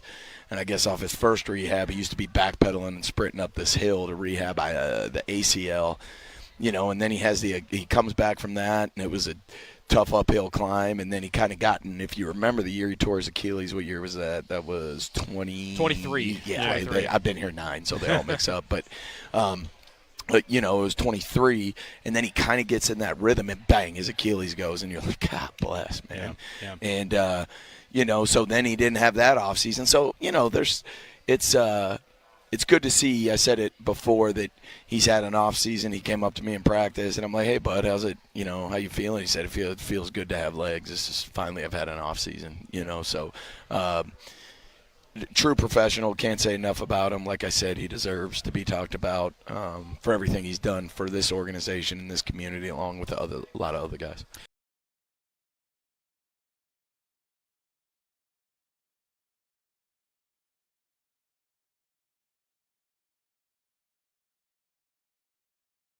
Well, then there's the question, how much would it matter?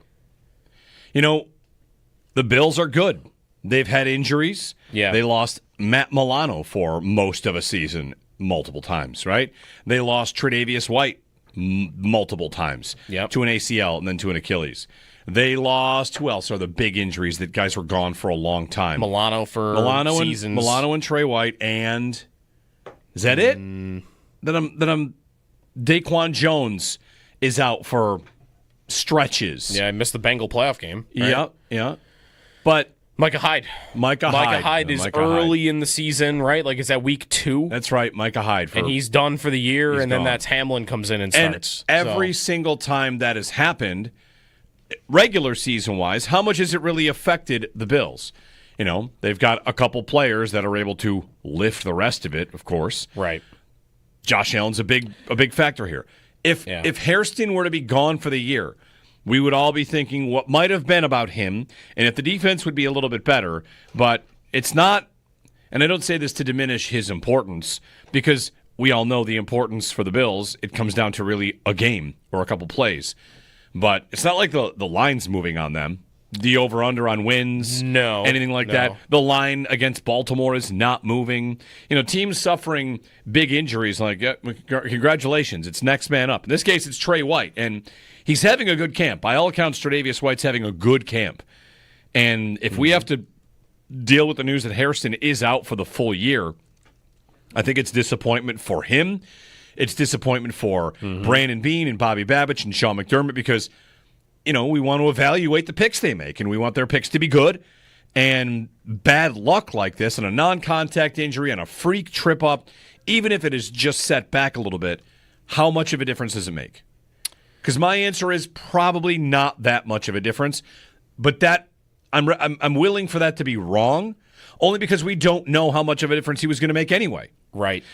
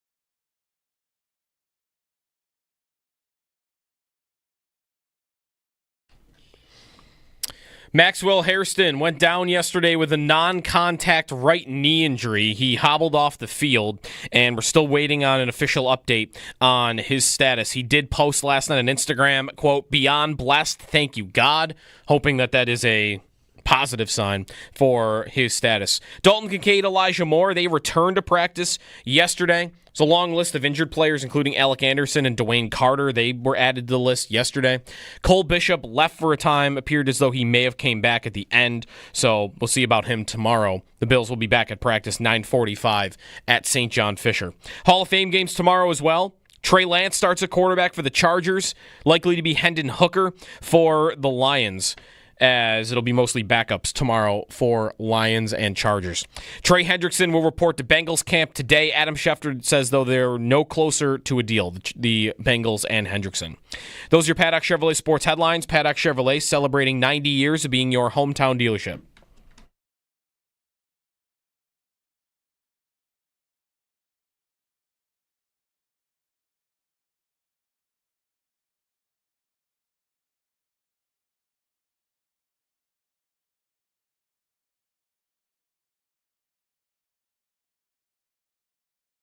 He's very competitive. You see whenever we do one-on-ones or whenever we do team drills or 7-on-7, he's always the first one there to congratulate guys or talk trash to the defense, or he's always talking about how he hates to lose. But also understanding that we are installing an offense. So, of course, some things are going to be scripted for the defense, some things are going to be scripted for us. So it's not getting too concerned with the loss if there is a loss, because it's easy to play defense when you know what the play is.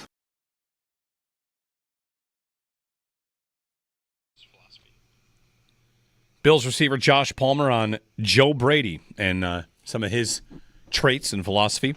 Jeremy and Joe, good morning. We are live back in Amherst today. Back out at St. John Fisher tomorrow for another day of training camp. Been a good sunny, hot week of camp. It's going to be sunny and hot here today. Mm-hmm. There's an earthquake off the coast of Russia that has tsunami alerts on the West Coast and all that. It's an 8.8 earthquake, which I read was the 6th largest earthquake since they've been recording earthquakes. And so tsunami alarms are on, but I don't exactly know the science and I'm going to go with a phrase here, waveology. Yeah, it's got a whole ocean to go across. It feels like it might dissipate somewhat. By the time Northern California would see anything, Hawaii's, I know, lowered it to an advisory, tsunami advisory at this point. I was wondering about, the same thing. I don't know how that works, because when you see it on a map, it's a very unpopulated area in Russia, but, Japan is right there. Yeah. But maybe it's too close almost for the tsunami to be big. I'm not sure. Yeah, big story today, though. We're, of course, talking Bills training camp, talking Maxwell Hairston, and just kind of waiting to see if there's any sort of update on that. Hall of Fame game is tomorrow, and that's Chargers and Lions. Bills have their blue and red scrimmage coming up on Friday from the stadium. If you're getting to the stadium, you'll get a look at the new Highmark and how that thing continues to come together. Mm-hmm. So that's exciting. And yeah, you give us a ring, 803-0550. Josh Palmer, one of the answers we're getting quite a bit on which Bills newcomer is the most important to their success this year. Hairston on the short list. A lot of answers for Bosa, a lot of answers for Josh Palmer as well. So, there you go. Give us a ring if you'd like to, 803-0550. Curtis Samuel, it's funny, we're here again with Samuel not on the field. Last year it was turf toe. Yep. And this year it's hamstring. Yep. Listen, that was part of the risk in signing him. Yeah. This was not new. It's kind of the Bosa thing a little bit too. Is that a newer trend, the Bills signing guys that have a bit of an injury history, or is that just maybe it's only those two guys? Maybe. Because Samuel was a guy with soft tissue injuries over the course of his career before he even got to the Bills. Isn't this what you do when you kind of have to spend limited money? You buy things that you hope hold together, right? That have that. Why is Curtis Samuel a $9 million receiver instead of a $14? It's probably because injuries. Why is Bosa a $12 million defensive end instead of 18? Oh, him especially. Yeah, it's got to be the fear of the health. Yeah, Samuel in his career, 2 games missed with a hamstring sprain, 1 game with a back sprain, 6 with an ankle fracture, 1 with a knee patella sprain, 3 with a groin strain, 5 another groin strain, 4 with a hamstring strain. And none of this is with the Bills. None of this is with the Bills. Yeah. 1 with a toe sprain. Last year, that's all before the Bills. Right there is the cutoff. Yeah. So, and then last year it's turf toe. And last year it's turf toe, which he actually doesn't. I don't think he misses any games though. Does he? He certainly doesn't get a lot of work early on. Trying to come back from that. That's why he plays 14 games.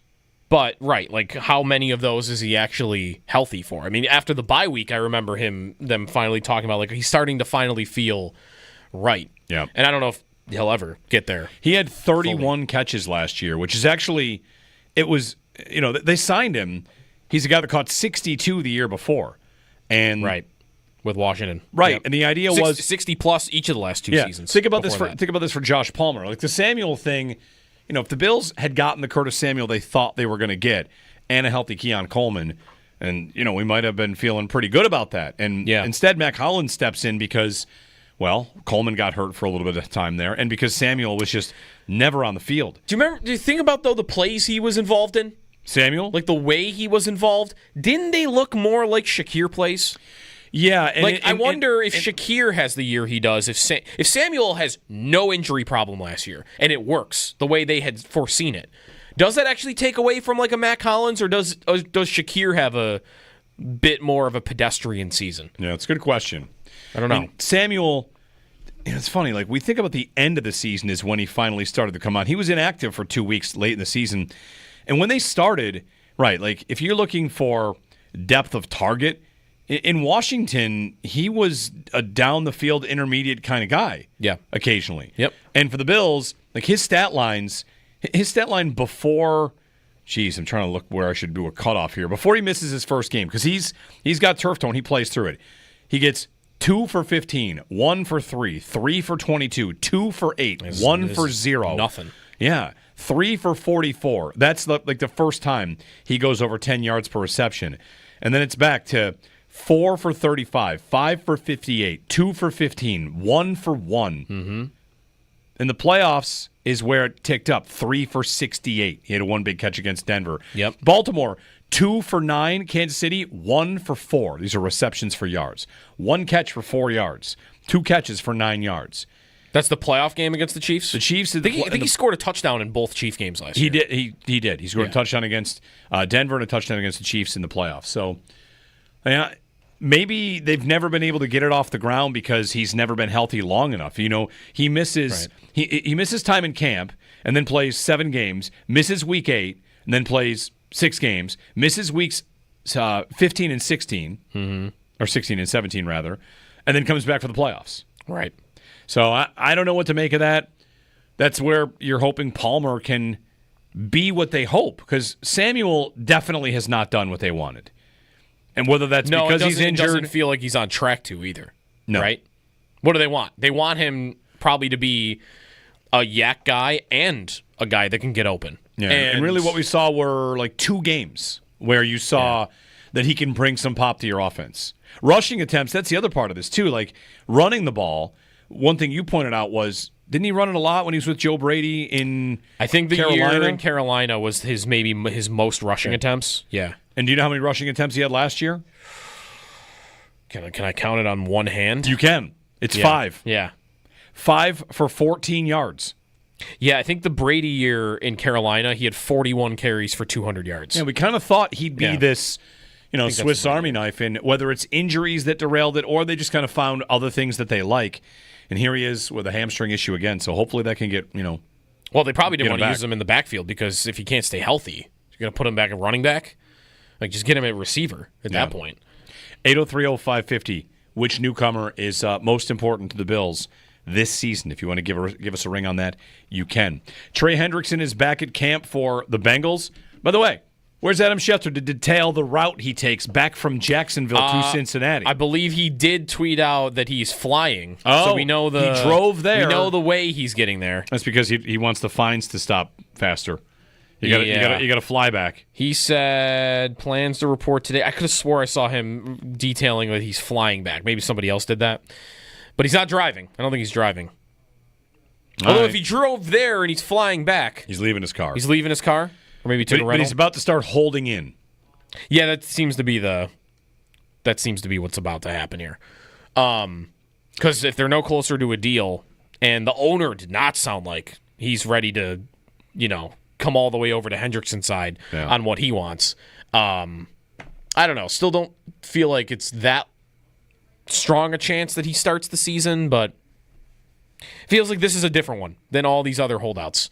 That this is the one where it's happened long enough, it's the right organization, the players earned it, the owner, the way he's spoken, that I'd still want to bet this is the one where a guy could actually miss games, even though he's going there.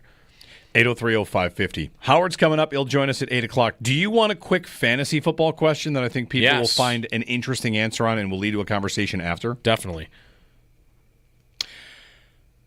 The NFL.com, Michelle Medzuk has listed the top 10 wide receiver values in fantasy football. Okay. Basically, where it's draft season, so ADP is happening, where guys are getting drafted. We can kind of slot in where the fantasy football playing universe is drafting receivers. Mm-hmm. Who is her number one value receiver based on where he's going in fantasy drafts and how good this player is? Okay. Is this going to be... How about, is Ladd McConkey possible here? I mean, a lot of these answers is this lower on the list? A lot of these answers are possible. These are top 10. Is this a guy that's further down in drafts? Because McConkey's like a second-round pick. The list spans from guys drafted in the 8th round to the top of the draft? To the rounds 1 and 2. Okay. Yep. Yeah, McConkey would be my number one guess. Not in the top 10. Not in the top 10? Nope. What about, Jacoby Myers? Number 10. Yeah. She has Jacoby Myers as, I like him a lot. Wide receiver 42, but he's going to be a number 1 for them. Yeah, let me whisper that. I like him a lot this year. Okay. Gino chucks it around. No Bill makes this list. No. Again, it's just these receivers are being drafted later than they should. And her number 1 receiver for this. What about Rashee Rice? No. What about Mike Evans? No. Not on the list at all? Not on the list at all. This is just wide receivers. Tyreek Hill? Yes. Is he...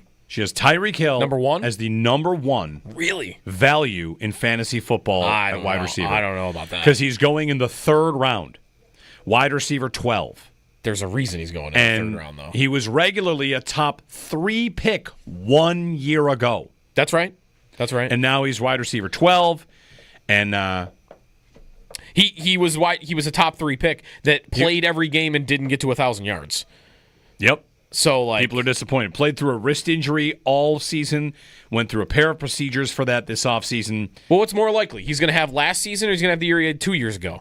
Well, because last year he had less than 1,000 yards. The year before he had 1,800. All right. He was wide receiver 2 in 2023 and wide receiver 3 in 2022. And last year felt like it was the end of the Tyreek Hill era. I mean, 2 years ago, he was named the number 1 player by the NFL players. Yeah. The number 1 player in the league. Yep. And last year felt like he kind of disappeared. But in part, why did that happen? Maybe he was dealing with an injury too, wrist injury, of course Tua was out for a while.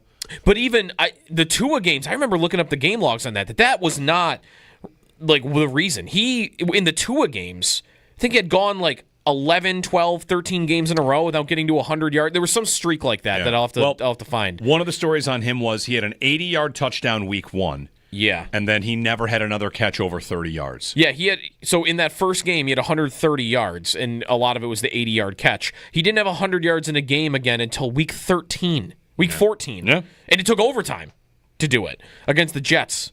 So, it's their offense for me. They have to get rid of the ball so fast, and last year, what did that end up resulting in? We actually talked to Marcel Louis-Jacques about this earlier in the offseason, that they thought they had to kind of be this slow-playing, little slower tempo type of offense, which is why Jonnu Smith ends up leading them in catches. And if they are going to be like that again, then they're not chucking the ball around down the field to Tyreek Hill. They're going to be throwing the ball short again and going on these long, sustaining drives. Well, there's a story today in Miami that the mission for them is to be more physical. They want to be a physical run team. And they maybe not have built that, but that's what they want. That's not me wanting to draft Tyreek Hill any earlier. I'll tell you that, if that's their game plan. 803-0550. Howard joins us coming up at 8 o'clock, and you can give us a ring, 803-0550 here on WGR.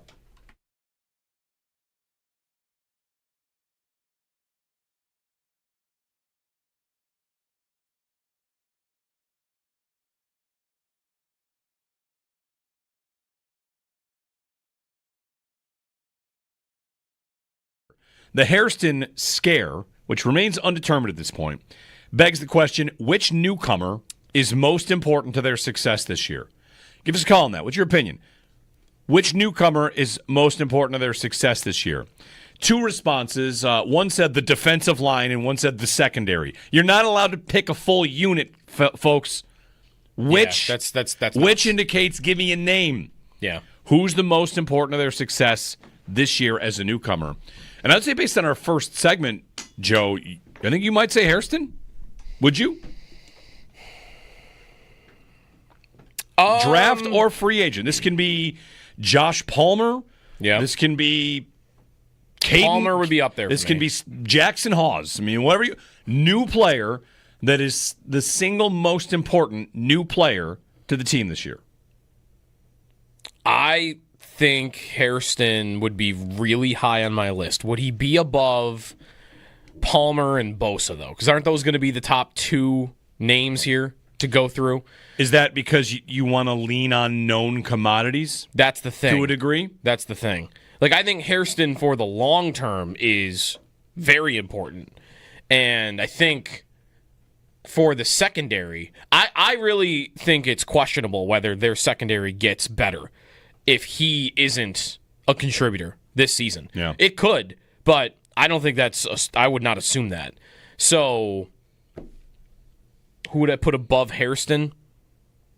He might, I have to think about it. He might be my top answer. Palmer, though, like for me, just the ability to beat man. If he can do that and be kind of a finishing piece to their offense that they didn't have last year, that Cooper was supposed to be, then I think he's going to be number one for me. Palmer. We'll get some calls in on this. 803-0550.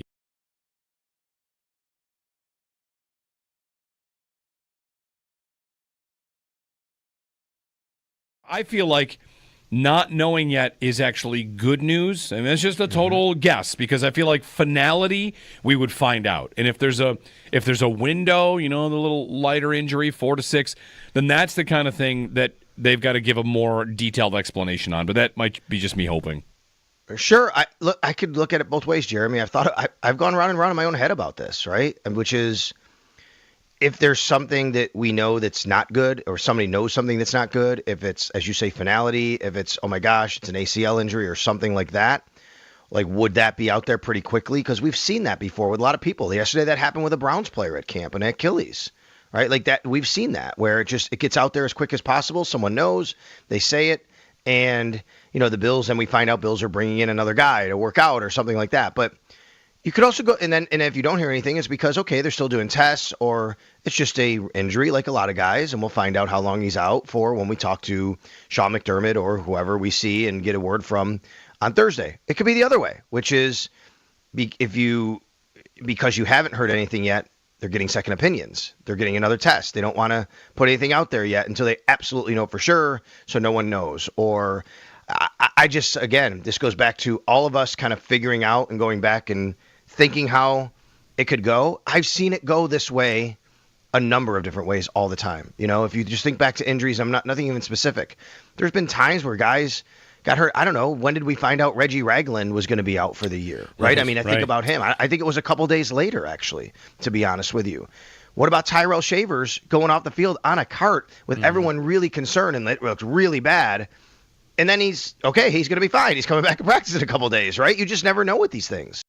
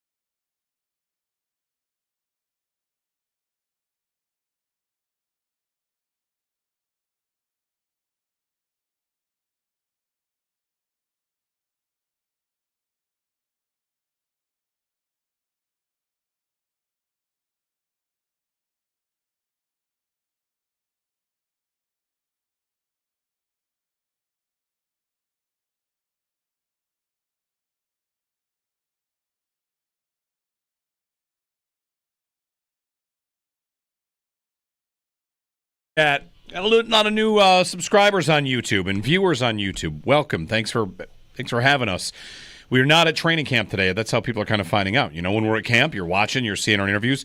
Tomorrow we expect to chat with Bills special teams coach Chris Tabor and Sean McDermott maybe next week. Mm-hmm. So stay tuned for that. But, you know, every once in a while we see what's going on in the chat. Yeah. I got one here. I was going to try and see where people are watching and listening, streaming from. We've got Fort Worth, Austin, Chicago, Pittsford, Abbott Road, Georgia. Nice. I think we're big in Texas. Galveston. Yeah, here's Galveston. Big in Texas. I think it's Steve that wrote in from Galveston. Okay. Second hole-in-one yesterday. You guys talked about the first one on the air in 2020. Nice. So 110 yards over water into 15-mile-an-hour wind, pitching wedge. Nice work. Congratulations. You can join us in the chat. You can write to us. We actually write back during the show as well sometimes.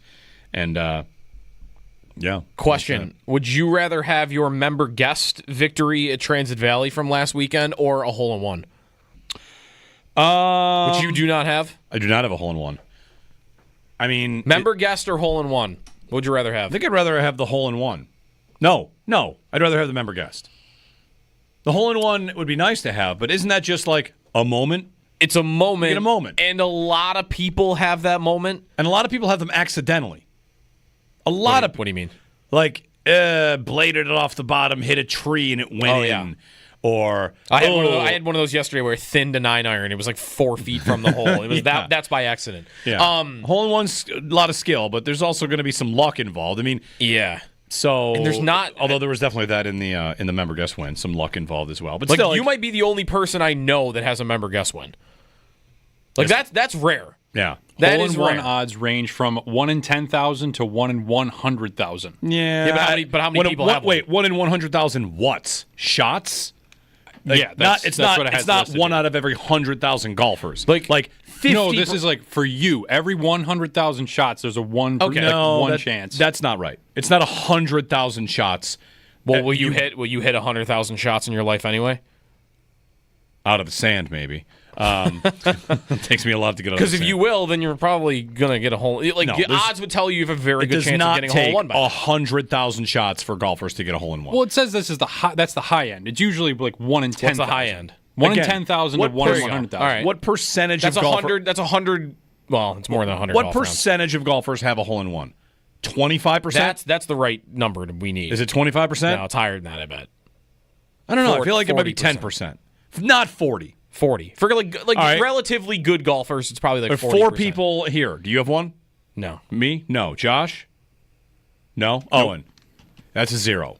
Well, the next room over, maybe it's 5 for 5. Give Brian Mazurowski. Yeah, Susan high. Rose. Maybe 40's high. I mean, but it's like 1% for member guest wins. I think. This other one I just found says 1 to 2% of golfers have a hole-in-one each year. Oh, look at that! These guys, these people with their every year. Yeah. Leave some for the rest of us. Well, no. Like out of every golfer in a year, 1 to 2% of them will. Like so every single golfer in the world, 1 to 2% of those golfers will hit a hole-in-one this year, and then next year a different 1 to 2%. Someone do the math. How many golfers actually have hole-in-ones? That's the one thing I can't find. Nobody has that number. 40% was not even like odds. 40% was an aggressive guess.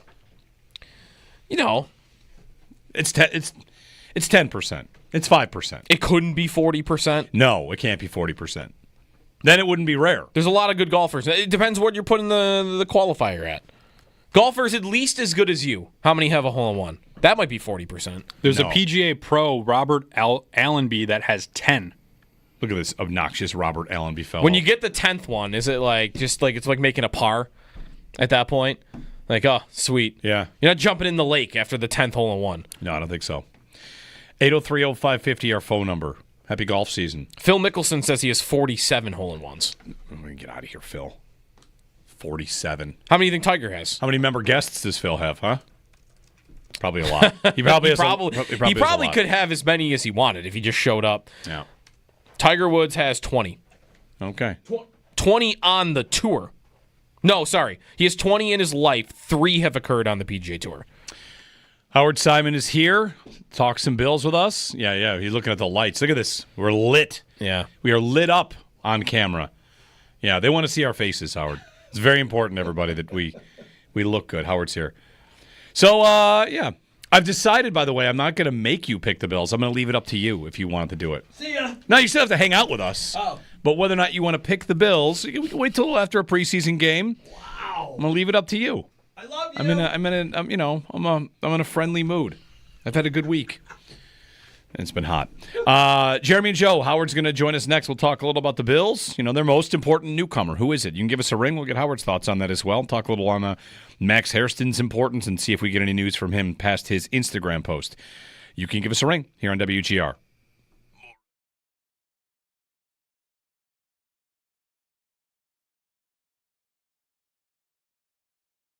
Hey, everybody. My brother-in-law, Tucker, told me yesterday he's on board with me with that. Says it doesn't work. Maybe there are just some of us out there it doesn't work for. Not only does bug spray not work, the homeopathic efforts my wife has, like she'll give me lavender spray or something. Oh, they hate lavender. They hate that.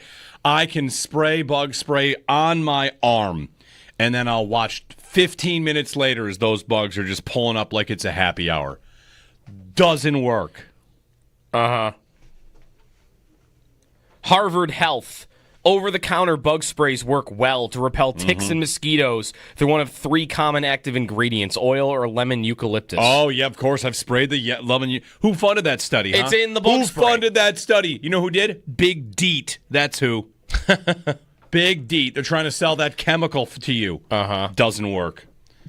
Does not work. Eucalyptus, hardly a chemical. Eucalyptus. Yeah. Yeah. There you go. Like I said, just like lavender. Oh, try this. This will work. Sure it will. Are you against all repellents or just bug repellent then? Well, I don't know. I haven't tried to wear deer repellent or anything like that. We do have these little Jeremy repellent is just put an egg salad sandwich in the room. Is that's repellent? Does that not work? That'll work. Yeah. That's true. That works. Eggs. If there was a plate of eggs in here, I'm sure you wouldn't walk in the room. I would switch rooms with Owen and be like, yo, I need to go in there. Yeah. We have these little stickers you put on your shirts that are supposed to ward off mosquitoes and bugs. Guess how good they are? Now, not that good. They don't work. Those I'm open to being a scam. The stickers? I've worn those a couple of times, and that I feel like I've noticed never working. Bug spray, I don't. Bug spray, I feel like if I spray it on, I am not getting bit up nearly as much. What do you think the difference is between the two? One of them emits a scent to keep bugs away. The other emits a scent to keep bugs away. I think the difference probably is if you have the sticker. It's kind of like the alarm system sign at your house. Like, hey, you think the bugs are reading it? The bugs are they see that sensing sticker? it, and they're like, That's funny. And then they land on your skin, and they go, oh, wait a minute, you just have the sign out front.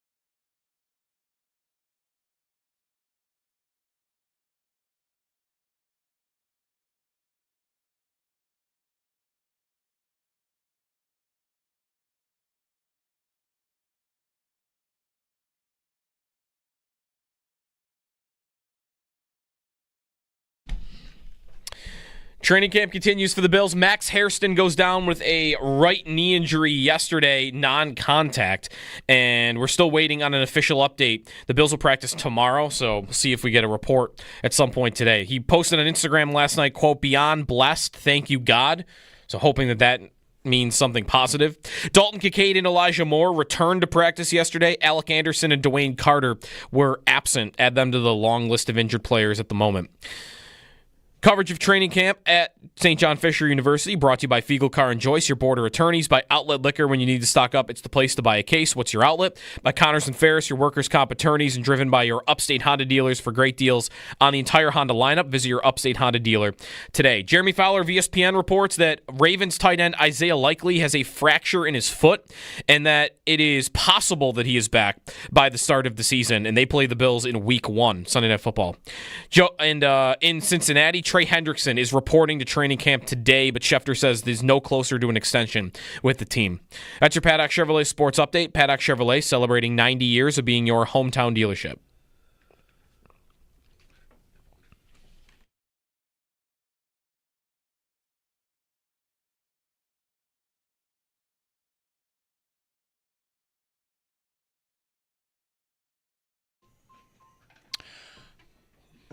All right, Grandpa Howard's here.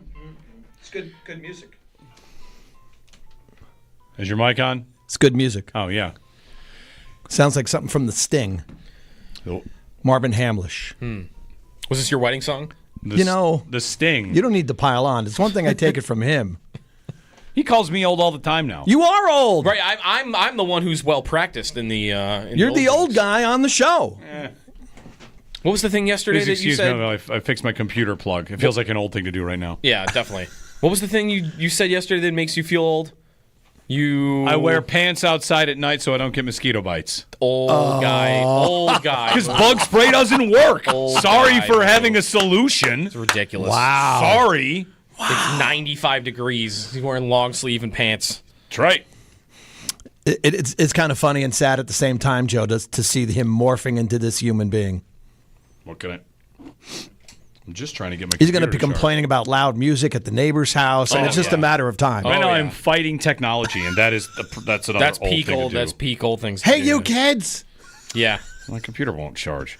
All right, whatever. I don't need it this segment. If you have to plug it in for it to charge, for one thing. I'm working on that. Howard's here to talk Bills with us, of course. Hey, quick warning on the internet there. There's a fake Adam Schefter account tweeting something about Hairston. Yeah, it's one of those ones where it's like Adam Scheffler and it looks real, and they paid for verification because this person, of course, has a very fulfilling life. So not that you can pay for verification if you want, just to be a fake Adam Schefter. Like, you must be really up to some fun things. Anyway, it says that in that fake tweet, it posts the Hairston post. So that's legit what Hairston That is posted. legit. And then the Schefter fake one says the team believes he escaped serious injury. That we don't have actually from Adam Schefter. That's someone faking that. So if you see that or hear someone tell you that, you can let them know that was posted today by a fake account. I did not retweet it because sometimes retweeting fake material boosts it even further, and people don't see it. So anyway, it is not real. Schefter has not tweeted that. Anyway. Cross my fingers. Good morning. How's camp going, boys? Everybody's hurt, and this is the first one. This is the first one where it's actually a really big one. Shavers, of course, is smaller. Yeah. Spencer Brown has missed all of camp so far with a back injury. No Knox yet, right? Knox has been banged up. He had an issue coming in. Kincaid's been in and out. Kincaid in and out. For me, there's two that are the real noteworthy ones. Of course, the Hairston one that just happened. And then the question I started asking yesterday, I asked it to Sal. We've asked it each day, like, when does Spencer Brown start to become something to worry about? Because day one, it's a flare-up. They're not giving timelines, and he still has not been out for practice. He's been there, but he's not been out and practicing, so, it's camp. You just want everyone to get out healthy, and we're hoping Hairston is okay. I'm not it would have to be after they break Fisher, at the very least, before I start. I mean, he doesn't need to play. They don't need to develop chemistry. I mean, it's the same starters back. He knows he and Torrance have been on the same side of the line. I really wouldn't worry unless it's got to be like after the first preseason game. Yeah. And maybe even a little later. I just need him to get enough reps that he's ready to go for Baltimore. But I don't think this guy needs like was it 2 years ago? I'm trying to remember. He had off-season, didn't he have like off-season back surgery? Yeah. Missed the OTAs, missed the start of camp, and did not play well that year? He had a rough year when the back was a problem because it felt like his arc was really good to start. That's right. And then it started dipped. And he came back last year. And then extended, and now he's one of the best right tackles in the league. I think that's the 22 season. That's his second year, and that's because the 23 draft, I think that's kind of on the table. I think like right tackle, will they bring in competition? Because it's been 2 years where he's been at least solid. You could argue last year he was one of the best right tackles in football. The nice thing is we haven't really had to worry about offensive line injuries the last few years. So hopefully he's okay. But I'm not worried yet. Knock on wood. We'll ask you the question we've been asking this morning, which is which Bills newcomer is the most important for their success this year? I mean, I think it has to be Joshua Palmer, right? I mean, it's not like he was a massive pickup for the wide receiver group, but they're screaming for speed. They're screaming for a guy who gets separation. He does both of those. I think it has to be Palmer, right? I mean, it's nobody. I don't think it's anybody from you would have said Hairston if you thought he was going to win the starting job from day one. But the other free agents, I mean, I don't know how much Bosa is going to be on the field. 2 guys are going to be suspended for the first 6 games. It's not Elijah Moore. I think it has to be Palmer and what he could do for a group of targets that didn't really have a good time separating last year or an easy time separating last year. And downfield threat. I think it's him. Yeah. And what does that look like, too? Like, at the end of the season against Kansas City, they could have used – it was hard in that last game. We went over that earlier in the week, that those drives at the end, they went for 6 fourth downs, and I'd say Palmer could undo all of that. But what were they missing in that game specifically? They were missing a guy that could just get open even in the intermediate, which they haven't had. And it's funny too. It always circles back to the discussion of, hey, by the way, the offense has been top in scoring in the league for top 5, top 4 for the last 4 or 5 years. So it's odd that you might think it's odd that you talk about that because let's face it, the reason why they lose it to Kansas City in the playoffs every year is their defense. But there's really no outside of Hairston, who else would jump out? Hoyt. It would be Ogunjobi. Bosa is the one that I think you said your tweet is getting the most on still. Yeah, he's getting the most answers. But how much is he playing? Well, it's a good question. I mean, 40% snap count? Right. If he's even healthy for the entire season? Yeah, they're going to save him. They're going to And they should, by the way. Yeah. Your hope is in the playoffs he's playing 70%. Yes. If he can get to that point healthy in the first place. Like he's a guy, like they would still be good whether he was here or not, right? So it's almost like the late season, like the July trade deadline pickup from Major League Baseball, and you've got a guy for the playoffs. Like, I just need Bosa to be healthy for the postseason. Like, if he can be the difference to beating Kansas City or winning playoff games, great. Because you know what? They'll be fine in the regular season. He don't have to take a single snap. They should still win the division and get home field, at least in their first playoff game and all that stuff. I just need him to make a difference in the playoffs when everything will be judged, whether this team is a success or a failure, of course. Do you get to the Super Bowl? So I wouldn't pick Bosa. I just don't think he's going to play that much. Yeah. How big a difference did you expect Hairston to make? Or maybe still making, and we don't really know. Because it's ironic's not the right word, but the last day, 2 days leading into that Hairston injury was a story of it's Trey White's job right now. Yeah. He looks good. Not just Hairston's bad, but just Trey White looks good. Yeah. Bobby Babbage said he looks like the Trey White of old for the most part, as close as you could expect. Yeah. So you lost a rookie corner you hope flashes up, but right now you didn't lose the starting corner. Yeah, honestly, I was thinking about, like, if you were going to subject me to pick the Bills, which if you don't want to, I'm completely okay with that. But I was thinking, like, let's say, I think a lot of fans anticipate or would have expected Hairston to win the job and be the starter, if not from the opener, pretty close to somewhere in the first month of the season. If he doesn't play at all, worst case scenario, and we don't want this to happen, obviously, he's out for the year. How much does it affect the win total? Because now we're talking either Trey White's your every down cornerback or some kind of rotation if he's not up to being an every snap cornerback. And I think that's a problem to me. That now we're getting back into, well, Benford's good, but what's going on the other side of the field? I like what I'm hearing about Trey. Obviously, he's one of the most lovable, popular guys in the history of this franchise. I just don't know if he can play every snap this season. I think I would not anticipate that happening. I don't mean he'll get hurt. I just don't know if he can hold up over an entire 17 games, every snap. I just don't see that happening because of all the injuries he's dealt with. I hope Hairston's okay because I think that job needs to be his at some point this season if he's healthy.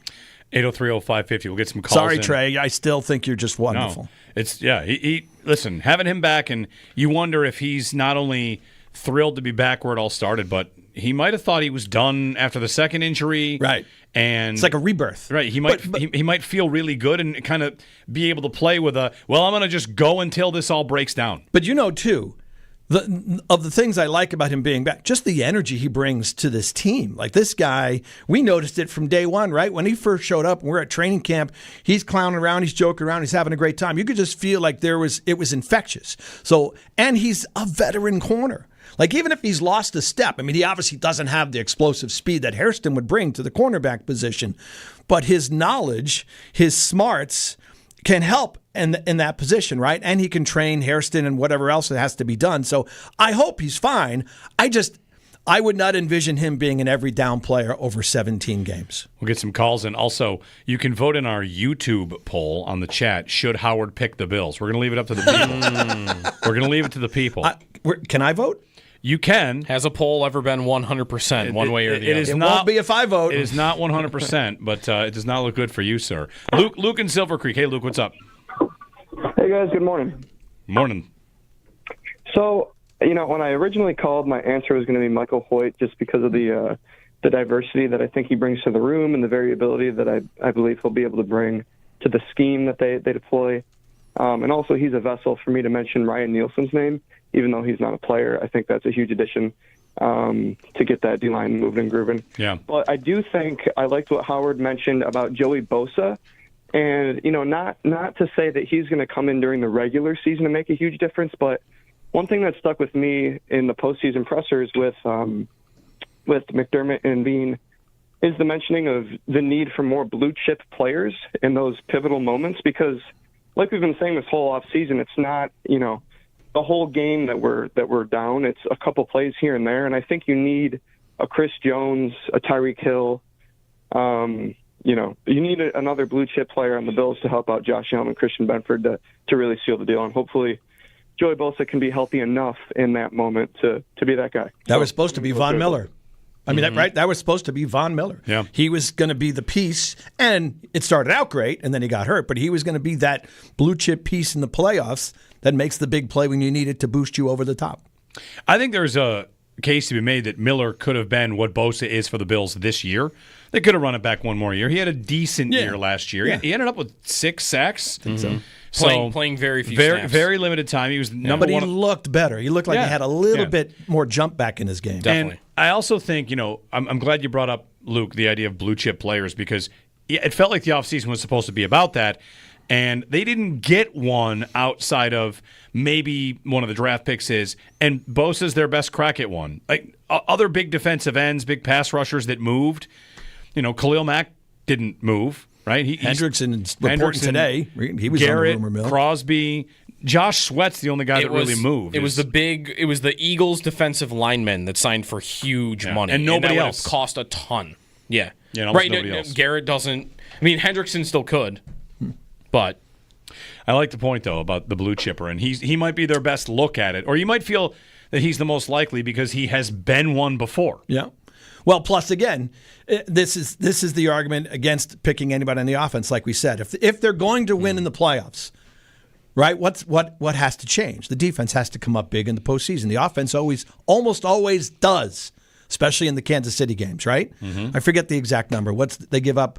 34 points a game on the average to Kansas City. 34. They've given up 33. I mean, come on, 33 points per game in their last 5 playoff losses is what it is. So if that blue chipper is it more likely needs to be someone on the defensive side of the ball come postseason. 803-0550 to join us. Howard here. Before we get to Howard picks the Bills, because it looks like the YouTube poll is going that way. I hate people. I am just really happy that I remembered something once, and now I'm remembering to bring it up with you here. Great moments in training camp history. The time that you asked the Bills doctor about your foot injury. I still have it, by the way. Yeah, you do? I got plantar fasciitis. Ah. Yeah. How about the day that Russ Brandon gave me a new pair of sneakers? Okay. Because of my foot issues. Yeah. He heard us talking about it. Did you get like orthotics?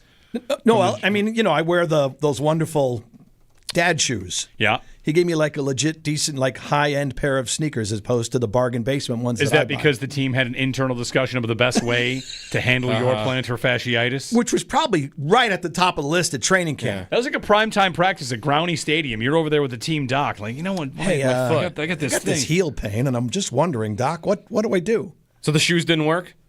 No, I still have them, but they don't work. You still have the shoes? Yeah. I still have the pain, too. How long ago was this? You said Russ Brandon. Well, Russ would have been the CEO, president, whatever the title he had, so it's got to be 13 years ago. I don't think I have a pair of shoes older than 3 years, let alone 13-year-old shoes. Well, if you don't wear them, if you don't really wear them. budget conscious. Yeah, okay. I don't wear them that often. That's okay. That so they're in good shape. Sense. They're designated sneakers. You should get them signed. By you? By like the Bills. I think you should sign them. Yeah. Why would I sign my own sneakers? Auction off Howard sneakers. That's going to go over really well. Listen, auctioning off the shoes the Bills gave to you after a discussion about your own I think that might work. I feel the word discussion might be a little strong to use in this. Yeah. There was a consult. There was an on-field consult. You were not taken off on a cart. You walked off on your own power. They probably went to the doctor after that and said, "What the hell are you doing wasting time with this guy?" I know. Just Like, please pay attention to the football team. All right. The people want you to pick the No, Bills. they don't. They do. We're almost done with the segment. They want. I really was going to have like it a hyper pick. Have you not do it? But it's 85% yes. Don't you want to wait till after a game is actually played? No, actually, we got to get the baseline. Now that we're here, we did the baseline when the schedule came out. Yeah, but things have changed. What's changed? Spencer Brown might not be healthy. Max Hairston is up in the air. Tyrell Shaver's ankle. Curtis Samuel's hamstring. He can't get on the field. Isaiah Likely might not play against the Bills in week 1. That's a Ravens injury to talk about. Hollywood Brown went out with an injury. We got Miami, who already is the worst secondary in football, just lost Cater Kohu for the season. They traded Jalen Ramsey. Yeah. And they added Minka Fitzpatrick. Things have changed. A lot of changes.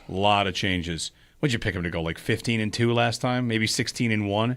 13-4. I'll have to ask Brayton. That's right. I checked with Brayton this morning. You were in a bad mood last time you did this. It felt was like. I? I think so. Let's do it again. Howard picks the Bills. Let's go. Week 1. By the way, are you ready for Week 1 to be about the 1 seed? Because Ravens and Bills. Oh, great. Then Kansas City's going to say everybody's ignoring us. It's basically a 2-game lead though if you win that game. Yeah. Over that direct opponent. Sunday Night Football, Highmark Stadium to start. Just so you know. The helmets, too. That's what's different. Yeah. I worked the Bison's game last night. I knew we were doing Pick the Bills, so I actually went through each game and took a consensus vote among coworkers in the Bison's press box last night. Do you want me to use their record, or you want me to do the one that I came up with? Because they came up with 15-2. Okay. And I thought, that's a little too much. Well, you've already given it away, so now I think I'll use mine. Yours. Baltimore opening night, win. For the Bills. Yeah, you can't. I'm sorry. They'll beat Baltimore. Don't worry about it. All right. Win over Baltimore. Road. At the Jets. Jets. At the Jets. Justin Fields is wearing a plastic toe. Yeah. Like a plastic sleeve around his toe. He got stepped on, and that's why he left practice. Guard. Now he's back in, and he's got a plastic sleeve over the toe. Yeah. A plastic toe. Listen, if he's got any foot issues, come to me. I talked to the Bills doctor once about this. I guess so. I'll take a Bills win. Bills beat the Jets. Home Miami on a Thursday night, short week. So Miami's secondary is trash, huh? Worst in the league. Beautiful. Cater, they just announced it a minute ago. Cater Kohu out for the season. He's not very good in the first place. No, he wasn't. But he was going to start. Yikes. The Bills ate him up here 2 years ago. Yeah. I'll take a Bills victory. Bills win. Home Saints. The spread is 30. Man, it's going to be big. Will that be the biggest spread of the season? It would be, right? It really might. It really might be. I'll take the Bills in a walk. Okay, 4-0. Home Patriots with the rivalries uniforms on Sunday night. Night game too, right? Yeah, it is a Sunday night game, football. And the Bills will be wearing their Beyond the Wall, Frozen, Game of Thrones, Winter is Coming uniforms that we have not yet seen that will be revealed in 4 weeks. October 5th. Love the red helmets. Big fan of the red helmets. By the way, who finishes fourth in this division this year, boys? I'll say the Jets. People want it. Miami is the trendy team to say will finish last. Yeah. Pete Prisco said that the other day from CBS. Miami, huh? So not New England. All right, I'll take and our buddy Mike Catalana in Rochester picked the Jets to finish second in the division. So Mike's a Hall of Famer. I'd go with what he says. Yeah. So maybe Miami fourth. All right. I'll take the Bills to win. Bills beat the Patriots. Bills on the road in Atlanta wearing their white throwbacks against the Falcons' black jerseys and red helmets. Yep, on Monday night. See, these are more things that have changed. Now you can picture the game differently, so maybe a pick goes differently. Who's quarterback for Atlanta? Michael Penix. Still, right? I saw an article on NFL.com, the biggest wild cards of the season, and he's one of them. Like, what happens with this guy? He might be great. Yeah, and he might not be. He might not. He's left-handed. I'll take the Bills in that one. I think I switched that game, so I'll take the Bills. Bills over the Falcons. 6-0 at the bye. Bills Panthers in Carolina. Josh Allen's first ever game in that stadium. I'll take the Bills. Bills home against the Chiefs. 4:25 to kick off the month of November. All good things have to come to an end. Sorry, kids. I'm flipping the script, though, so stay tuned. I'll take the Chiefs to win that game. People will want that because, of course, if you beat them in the regular That's season. exactly what this is the year where they lose to them in the regular season. They will beat them in the playoffs. Is that the best case scenario for fan feeling? They're have one loss and it's the Chief loss. Good, perfect. Like if you could only lose one game. Hey, if I told you the Bills are one seed, the Bills are going to go 16-1, you have which loss would you pick? Kansas City. People would say Kansas City. Just mentally thinking that's okay. They'll beat them 100%. In the playoffs. That's a fun question. Tomorrow's show. The game you're most okay with them losing, Kansas City. World's most okayest loss. Yeah. I'd want it to be on the road because I want to go to a game where they're going to win. Like lose to Cleveland, whatever. You'd like to have an unbeaten last home regular season. True. Bills at Dolphins. I actually had them losing that game, but now that the Dolphins' defense will be trash again, I'll take a win. Bucks at Bills. Win. Bills at Texans, another primetime game there. Yeah, and I had this as a loss, short week, road game. I think they'll win their division, at the very least by default, but I will take it as a Bills win because last night I had a good meal at the press box at the Bisons game. All right, Bills. Steelers. Bisons were wearing some nice uniforms last night, by the way. Bisons turned a triple play last night. I saw. We got the highlight. Not just any triple play. 5-4-3-2 triple play. Yep. Crazy stuff. By the way, I told Brad Bisbing, he said to plug Saturday night's game. Drone show post game. Drone show. There you go, Brad. Bill Steelers. I'm going to take the Steelers in this What? one. Yeah, I don't. What? Just move on. Oh, wow. All right, fine. Yeah. Steelers over the Bills. That's there's always a game they lose where you go, Pittsburgh. Come on.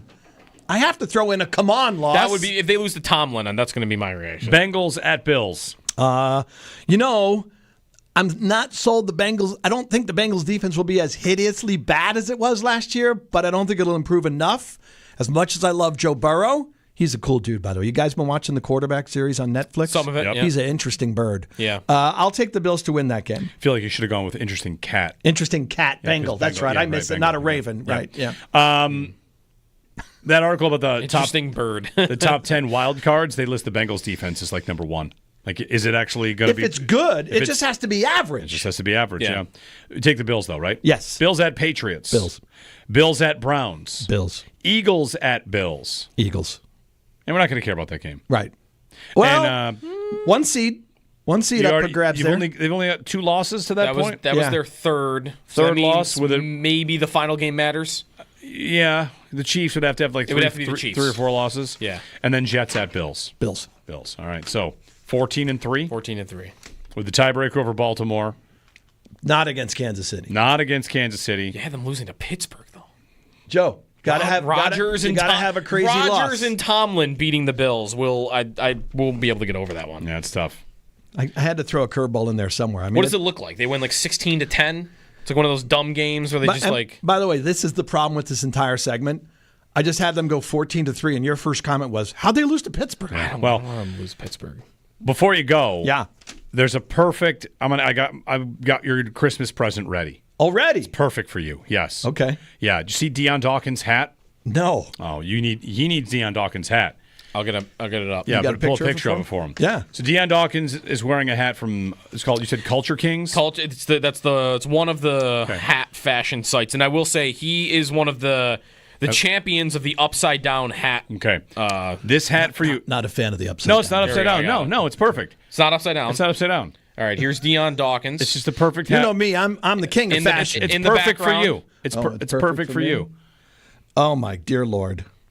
No. It's a Mets logo and a Yankees logo on the same hat. Yeah, no. And now that you're kind of a Yankee fan. No, I'm not kind of a Yankee fan. No. You're not? No. Please. What happened the last couple of years? You're more of a Yankee fan now than you ever have been.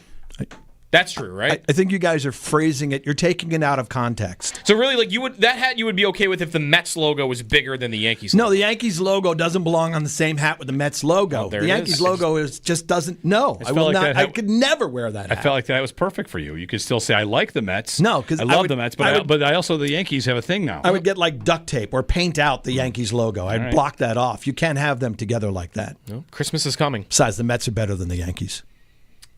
How's the year going? Are you okay? Okay. Soto fouled the ball off his foot last night, so a lot of nightmares for Mets fans. Mets hit like a little rough patch there. A little rough patch? I don't know. Woof. They were woof. What? What's their record? How are they? They're in first place. Are they? They're in first place by half a game. Yeah, so the Phillies, okay. They're going neck and neck with the Phillies. They had a really disgustingly bad patch where they were giving up 8 runs a game and losing to everybody. They've come out of it a little bit. Lost the last couple games to the Padres, but they're better. They came out of the stretch, and they're playing a little better. All right. Well, thanks for coming in. Nice to see you, boys. Yeah, hopefully everything's going well. We won't make you pick the Bills for 2 weeks, maybe 3 weeks. Why don't we wait till week 1? We'll wait. Yeah, we'll give you the preseason off. Oh, you're a good man. Well, these games don't matter. Maybe we should hold and see what happens in the preseason first. We're going to get Hairston news in an hour. You have to come back in. We have to redo it? Yeah. I'm always on call for you. You know that. Yes. Well, thank you for coming in. Love you, boys. You coming out to camp? Come on. Why not? Everybody would love to see you. Oh, you're being serious? Yeah, everybody would love to see you. My wife went yesterday. She wanted to know if I wanted to go, and I said, well, let's just say I said no. Your wife went yesterday, and you said, no, I'm good? Yeah. Wow. I mean, I've been to a couple practices over the years. Plus, it was going to be 90 degrees. She's sitting in the bleachers. It was 90. And, I would have, melted away. We could have got him into the tent if we needed to, probably. The VIP tent? There's a sign with his picture that says, do not let this man in this tent. Don't let him. It's actually at the entrance to the campus. Yeah. At every entrance at Fisher. Yeah. Please turn this man away. Crime. Once asked a Bills doctor for, help with his foot. He's a doctor. My foot hurt. What do you want me to do?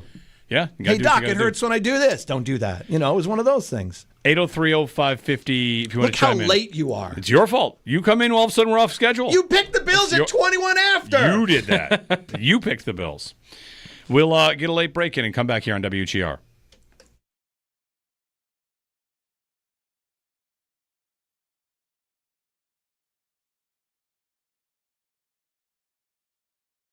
Of course, the big news is Maxwell Hairston.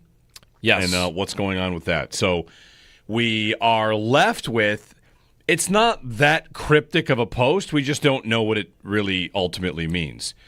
Yeah. Maxwell Hairston posting beyond blessed. Now, that could be a million things. That could be a person that has a torn ACL finding a blessing in being in the NFL. Right. And it's okay, I'll come back from this. Like everybody's relationship with whatever. It could be a million things. Yeah. It could be it's not as bad as feared. It could be that he's totally fine. It could be a lot of things. But yesterday, we went through it. And going through it for a young player that I think Bills fans are really counting on to make a difference for them this year.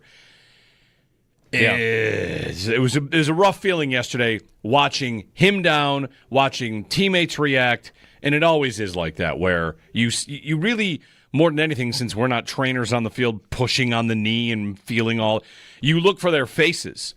I can remember a training camp where the story was Reuben Brown went down with an injury and slammed his helmet on the ground. And hearing that made me think, it's out for the year.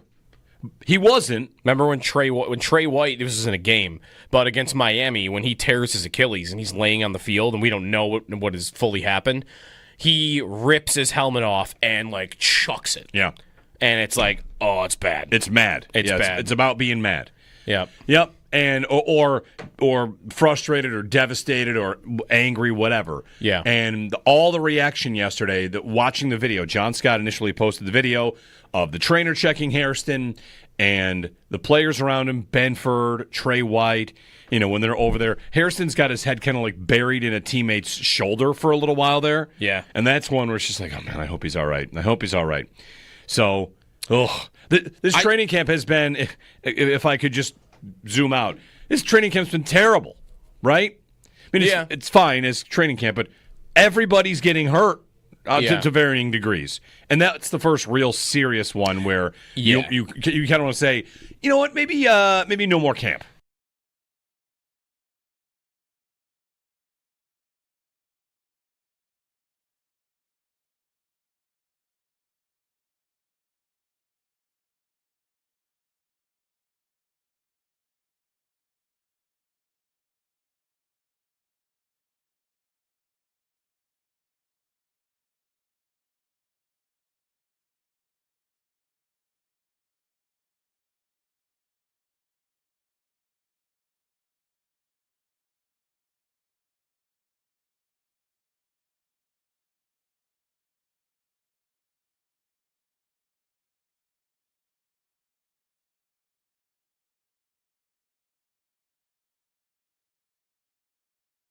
I feel like not knowing yet is actually good news. I mean, it's just a total guess because I feel like finality we would find out. And if there's a window, the little lighter injury, 4 to 6, then that's the kind of thing that they've got to give a more detailed explanation on. But that might be just me hoping.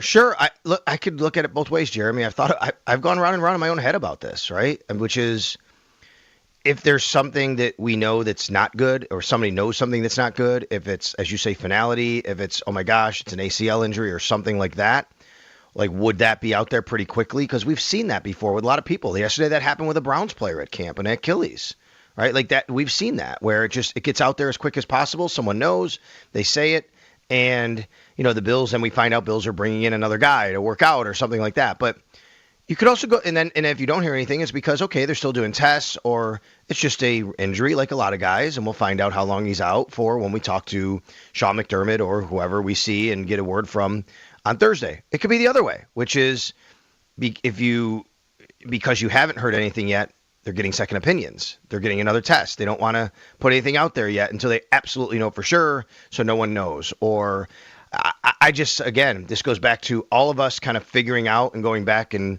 thinking how it could go. I've seen it go this way a number of different ways all the time. If you just think back to injuries, nothing even specific. There's been times where guys got hurt. I don't know. When did we find out Reggie Ragland was going to be out for the year, right? I mean, I think about him. I think it was a couple days later, actually, to be honest with you. What about Tyrell Shavers going off the field on a cart with everyone really concerned, and it looked really bad? And then he's going to be fine. He's coming back to practice in a couple days, right? You just never know with these things.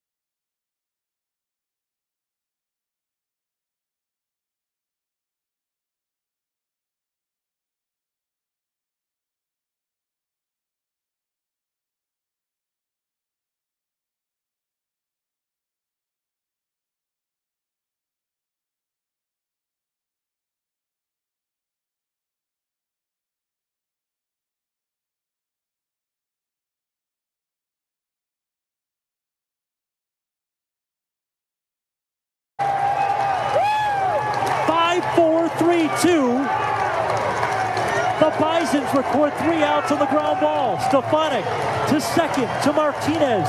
And a heads-up play by Buddy Kennedy to complete the triple play. Pat Malacaro on the call for the Bisons, turning a triple play.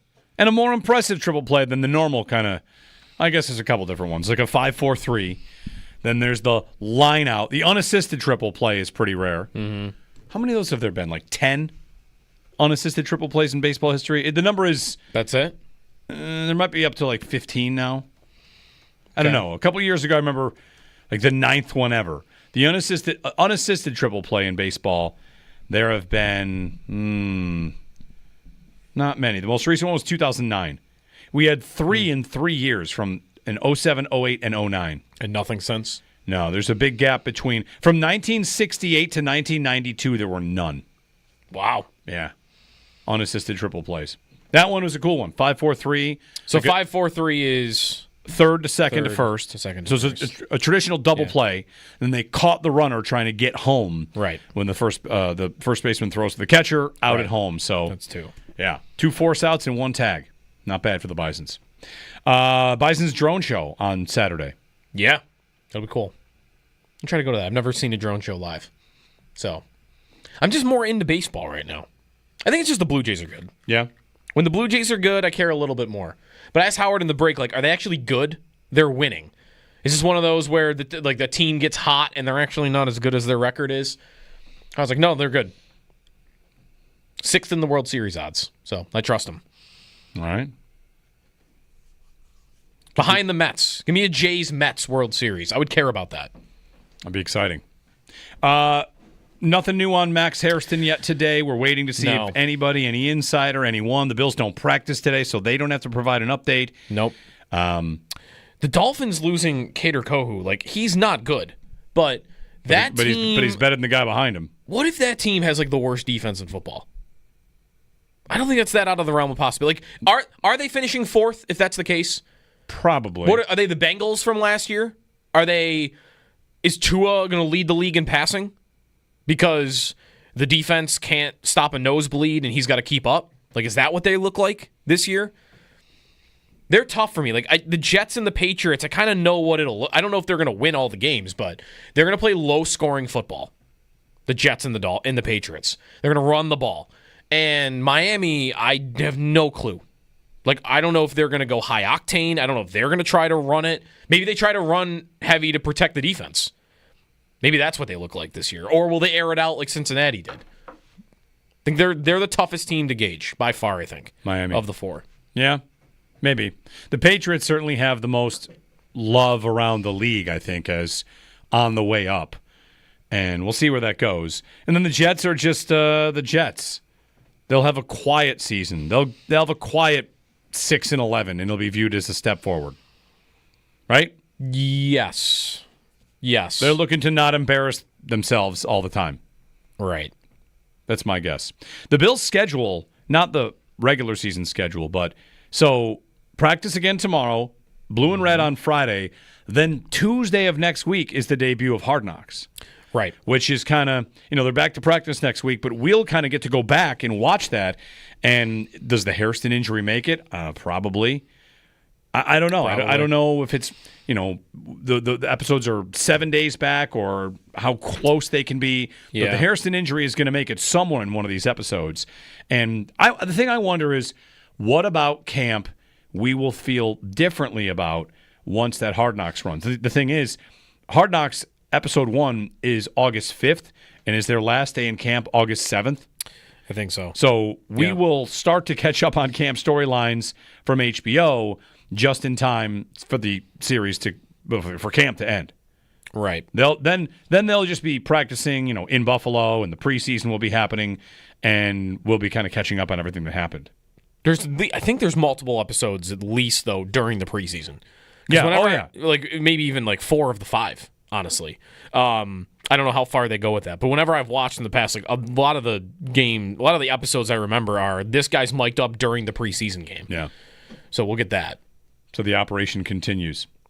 803-0550 and 1-888-550-2550. I need a fantasy football league to have the 18-inch putter guy be the last place championship or last place punishment. Yeah. If you have not seen this, Owen has the video. You can put the video up. Are we allowed to do that? All right. He says yes. So all right. There's a guy that in the Canadian tour, he used an 18-inch putter. I mean, it is apparently it's the smallest putter that is legal that you can use. Yep. And he looks ridiculous. Philippe Gariepi, an 18-inch putter, the shortest length legally allowed in golf. He also shot 3 under while doing it, so maybe it's a good idea. His putting stroke looked pretty good. I found out yesterday you switched from regular putt to crosshand which beginning of this year, which means at one point you got to be desperate enough to change your grip, and I think you are 3 steps away from an 18-inch putter. You might try it. You're 3 steps away from an 18-inch putter. I watched him, and the putting stroke looks pretty smooth here. Your next step is like the saw hand thing, and then the saw hand thing is where like the 2 fingers are on the grip in the front, and the other 3 are like on the side. Yeah, you're ready to try that. Whenever I see that one, I'm like, I don't think I could. that looks too uncomfortable for me. Then comes the long putter, and then comes the 18-inch. You know what's funny is we've played multiple times this year and you haven't noticed it. Sal didn't know. I've played with Sal before too, and Sal didn't notice it until the final putt I had yesterday. Yeah. But I don't notice it at all anymore. Like I practiced it a little bit in the winter. I had a little thing in the family room that I would practice with, and it just and I do find it to be a little more consistent. I think it definitely could be more, but I think it helps. Well, this 18-inch putter, I need a last place fantasy punishment to be you finished last in your fantasy league. Your golf season for 12 months is you have to use 18-inch putter. Yeah. It's a great punishment. Tough on your back, I think. Yeah, this guy's pretty athletic. This guy bends with his knees. That's the whole idea. Yeah, but he's doing like a full squat almost, isn't he? Yeah. Like it's gonna take a little bit of athleticism to do that. I'm just saying to do it for the year. You want to do it for one round, maybe you'll be okay. I think a year. Take an Advil before, but don't finish in last. A full golf season with the 18-inch putter if you finish last in your fantasy league. What about the opposite? What's the highest legally allowed putter? What's the longest legally allowed putter? I don't know. You get them like up under your chin, like it's a giant chin putter, like a full like hockey stick length putter. Yeah. 803-0550, 1-888-550-2550. By the way, speaking of fantasy, did you see someone tag us in a new format of fantasy league called the No Losers League? No, but I would be interested for you to tell me about that. The No Losers League, I guess, is your players' points only count if their team has won their game. That's dumb. No interest. So therefore, I think at that point, only picking players on the top teams. Yeah. Because, go ahead, draft. Who's a great player in a Malik Neighbors. Go draft Malik Neighbors. He's going to win 2 games this year. He's going to win, right. 14 of the games, you're not going to get any points. You're going to start him, you're going to get zeros because the Giants lost. Yeah. Who would do that? Not in? What insane person? Who would do that? Who would join that league? I mean, it's out there. No, thanks. 803-0550 to join us on WGR.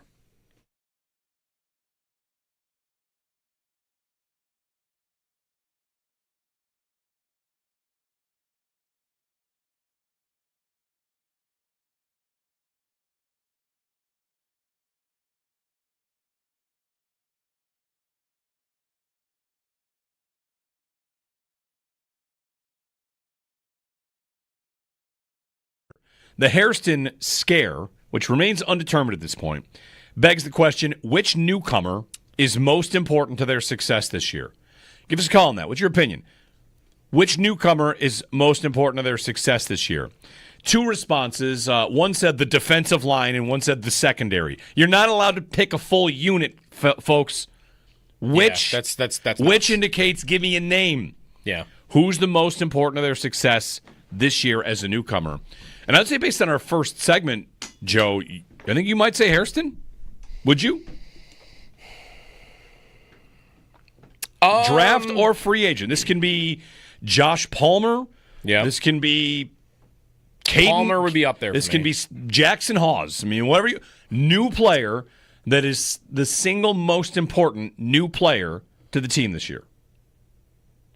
I think Hairston would be really high on my list. Would he be above Palmer and Bosa, though? Because aren't those going to be the top 2 names here to go through?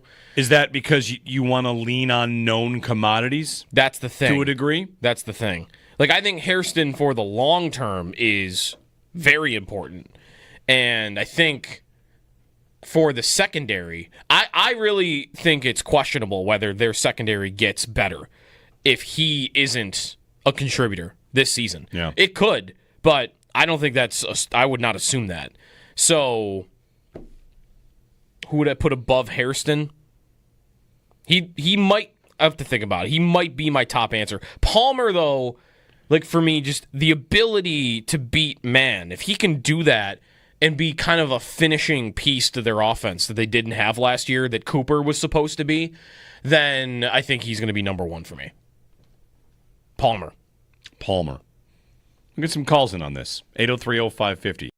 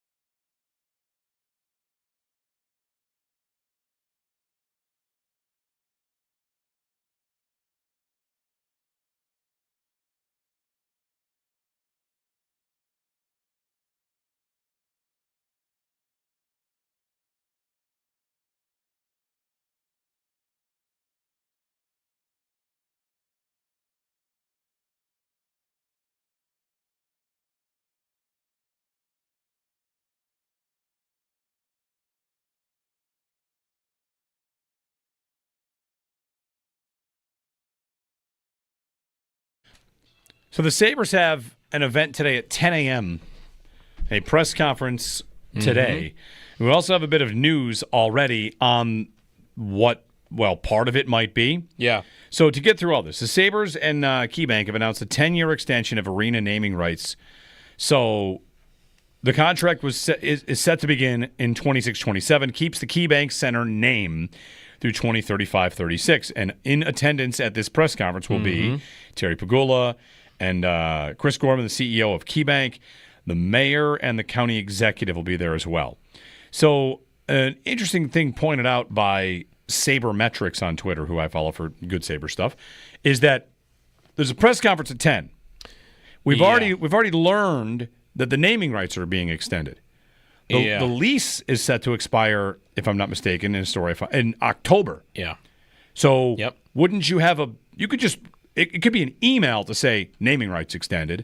You might do a full-on announcement of a partnership and a naming rights extension. Does that not include an extension of the lease, which is set to expire in October? It feels like it should include something else. Because why? I mean, the original press release yesterday before we had the news here was the Buffalo Sabres and KeyBank Center will host an exclusive event at KeyBank Center to make a special announcement about the partnership between the team and KeyBank Center. Right. So that's naming rights. Lease. So is that all it is? You're right. Like, that would feel strange. It could be the lease. I don't know. Could it be about ownership? or something. I don't know how the rules work on that. Could it be some event they're hosting at the arena? Could it be renovations? Although renovations would be included in like a lease. It's probably about Syracuse and UB playing at KeyBank Center coming up. It could be that. No, we already. So that's just an exhibition, though? That's not like part of the actual regular season? It's a game. I mean, you could call it an exhibition. Does it count on their record? Oh, it counts for the committee. Has to. Everything does. Exhibitions count for the committee? Yeah. Okay. Sure about that? Yeah. When you go play the Great Alaska Shootout, is that an exhibition? Those count for your rankings. Those count for. You go for the Puerto Rico Shootout. You go for. I didn't think those counted for your coaches. rankings. Oh yeah, for sure. They do? Yeah. I mean, rankings are just how good people think you are. If you go out and beat the number one team in one of those games. When's the last time Syracuse basketball's played here? Here? Yeah. Good question. They blew out Gonzaga once. They also lost to Dayton once. Sensitive subject. Don't bring it up too soon. In the tournament? Yes. We don't talk about it, Joe. We don't talk about it. I don't know about it. Good. Now I do. 803-0550. Jeremy and Joe here on WGR.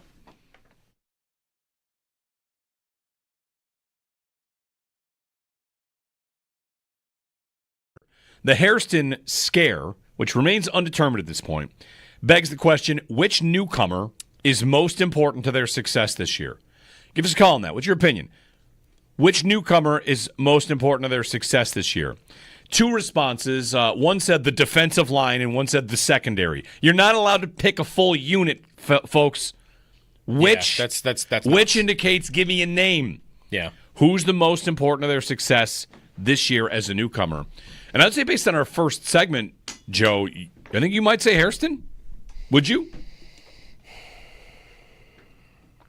Draft or free agent. This can be Josh Palmer. Yeah. This can be Caden. Palmer would be up there. This can be Jackson Hawes. I mean, whatever new player that is the single most important new player to the team this year. I think Hairston would be really high on my list. Would he be above Palmer and Bosa, though? Because aren't those going to be the top two names here to go through? Is that because you want to lean on known commodities? That's the thing. To a degree? That's the thing. Like, I think Hairston for the long term is very important. And I think for the secondary, I really think it's questionable whether their secondary gets better if he isn't a contributor this season. Yeah. It could, but I don't think I would not assume that. So who would I put above Hairston? He might, I have to think about it. He might be my top answer. Palmer, though, like for me, just the ability to beat man. If he can do that and be kind of a finishing piece to their offense that they didn't have last year, that Cooper was supposed to be, then I think he's going to be number one for me. Palmer. We'll get some calls in on this. 803-0550.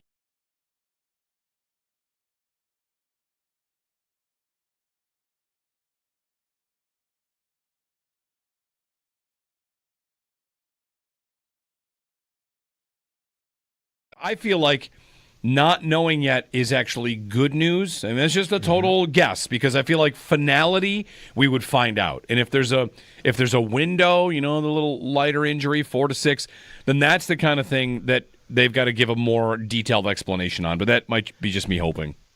Sure, I could look at it both ways, Jeremy. I've gone round and round in my own head about this, right? Which is, if there's something that we know that's not good, or somebody knows something that's not good, if it's, as you say, finality, if it's, oh my gosh, it's an ACL injury or something like that, like, would that be out there pretty quickly? Because we've seen that before with a lot of people. Yesterday that happened with a Browns player at camp, an Achilles, right? Like that, we've seen that where it gets out there as quick as possible. Someone knows, they say it, and, the Bills, and we find out Bills are bringing in another guy to work out or something like that. But you could also go, and if you don't hear anything, it's because, okay, they're still doing tests, or it's just a injury like a lot of guys, and we'll find out how long he's out for when we talk to Sean McDermott or whoever we see and get a word from on Thursday. It could be the other way, which is because you haven't heard anything yet, they're getting second opinions. They're getting another test. They don't want to put anything out there yet until they absolutely know for sure, so no one knows. Or I just, again, this goes back to all of us kind of figuring out and going back and thinking how it could go. I've seen it go this way a number of different ways all the time. You know, if you just think back to injuries, nothing even specific. There's been times where guys got hurt. I don't know. When did we find out Reggie Ragland was going to be out for the year, right? I mean, I think about him. I think it was a couple days later, actually, to be honest with you. What about Tyrell Shavers going off the field on a cart with everyone really concerned and it looked really bad? And then he's going to be fine. He's coming back to practice in a couple days, right? You just never know with these things.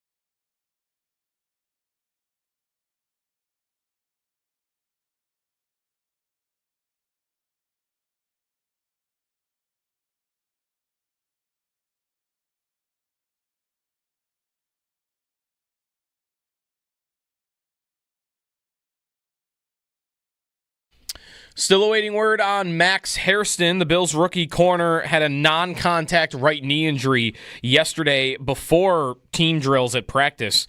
He posted on Instagram last night, quote, "Beyond blessed, thank you, God." We're hoping that means good news on his injury front, but again, nothing yet for Hairston. Also in the injury front, Alec Anderson on the offensive line, Dwayne Carter on the defensive line, not practicing yesterday. KJ Hamler was absent. The good news was Dalton Kincaid and Elijah Moore returned to practice. The Bills had a lot of receivers injured, so Moore coming back is a welcome addition. A lot of injuries. You can get all the details from Sal on our website, WGR550.com. Practice again at St. John Fisher tomorrow. Coverage of Bills training camp from St. John Fisher University, brought to you by Fiegelcar and Joyce, your border attorneys, by Outlet Liquor. When you need to stock up, it's the place to buy a case. What's your outlet? By Connors and Ferris, your workers' comp attorneys, and driven by your Upstate Honda dealers for great deals on the entire Honda lineup. Visit your Upstate Honda dealer today. Trey Hendrickson is going to end his holdout with the Cincinnati Bengals today. Adam Schefter says, though, that the two sides are no closer to an agreement than they have been before.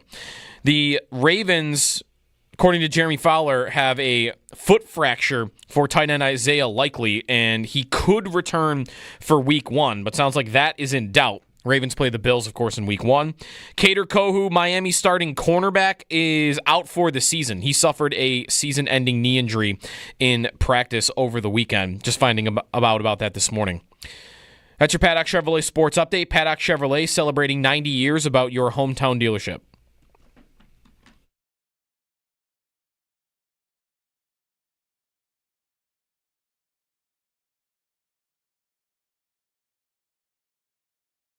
Great example of a guy like, don't look at numbers, don't count. You just find ways to develop and continue to get better. Shoot, early in that year, he was inactive, his rookie year, and then injuries happen. He comes out, has an opportunity against Baltimore, and then he just continues working, and his approach doesn't change. And I think some of it was just given the opportunity. We had some injuries, when I kind of took over, but Khalil Shakir is going to continue to get better. A lot of our success is because of him. Bills offensive coordinator Joe Brady on Khalil Shakir. Matthew Golden highlights. He's wearing number 22. How do I feel about that? It's not great. There's been some good receivers that have worn 20s. 20s. Remember?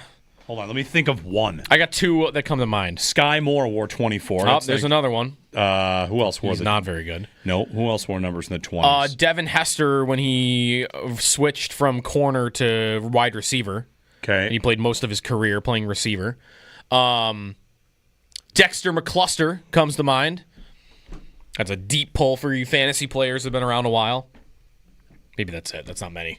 There's probably been some good ones in college, right? Yep. This time next year, I was thinking about this because I was thinking about the new stadium and how quickly it'll flip to, hey, this is the final year at Highmark. The commemorative signs, the logos, the red helmet, then the playoffs will happen. And then whatever, if it's an AFC championship game or whatever it is, it'll transition from the last year at Highmark to, holy cow, the next Bills game I go to is going to be in the new stadium. Yeah. And part of the reason I was thinking about this is because we've got our bet board over there. You can go ahead and erase Brandon Bean says wide receiver train because he did say it. You paid it out. He did say it. That's a score for me. Thank you, Brandon Bean. Said it to Matt Perino. Yep. And they're one-on-one. So thank you for that. And the bet right above it might be fun to revisit right now. Just to throw it around. Something to throw around. Ready? Yep. So the bet above it is Joe and I drafted who the opponent would be in the home opener next year. It's probably been like 2 years since we also did that. Yeah. So it was a while ago. We know the teams. 2026, who will be the first team to be an opponent at the new Highmark Stadium? Yep. And as I look at this, we must have done a snake draft. Where I had the first pick because I chose Miami. And then you chose Kansas City and New England. Right. And then I chose the Chargers. I keep it in the AFC. You took the Jets. Yep. I took Detroit. You took the Bears. I have the AFC North winner. Yep. Whoever that is. Who would you bet it to be right now? You think Miami is the favorite? First team to play in the new stadium. Well, it could be factored in by, first off, if the Bills win the Super Bowl, they open at home. I was going to say that. They might just open at home anyway. It's also possible the league puts them in week 2 on purpose. I'm thinking back to when, I think when the Raiders opened their new stadium, it might have been Sunday night, week 2. Okay. The league gets its opening week schedule out of the way, and then week 2, hey, brand new facility. Come check out this new palace that's been built. So, but could it be a divisional team? Could it be a game like this, like Bills-Ravens is the first game this year because it's too juicy to pass up? Yep. Well, there's a lot of factors. If they win the Super Bowl, it won't be Miami. It will be Kansas City. No doubt. Am I wrong? I mean, it could be. I think there is. It could be the AFC North winner. That could be Cincinnati. It could be Cincinnati. I guess. Who have they beaten along the way could matter. Sure, if they beat the Bengals in the AFC Championship, then Cincinnati becomes more likely. But I would be stunned if, unless that specific of a scenario happens. They are playing the Chiefs to open the new stadium if they are the defending Super Bowl champions. It's too big of a game. It's just like this. Nobody wants Bills Chiefs in week 1. Last year was Baltimore and Kansas City. That was huge. That's as big as it gets. That's the same thing. It's actually bigger. There's more history between these two teams. That was an AFC Championship rematch in week 1. That's right. There's more history. I think it would be. It's not going to be Miami if they win the Super Bowl. That's my point. You feel good about your Kansas City pick. But if they win it, I think if they don't win the Super Bowl, then I don't feel good about my Kansas City pick. Because then they could open on the road and then just open week 2 against Miami. Yeah. In prime time. And I don't love that. But right now, they're going to want to make it a big game. They're going to want to make it a meaningful opponent. I end up picking the Bears.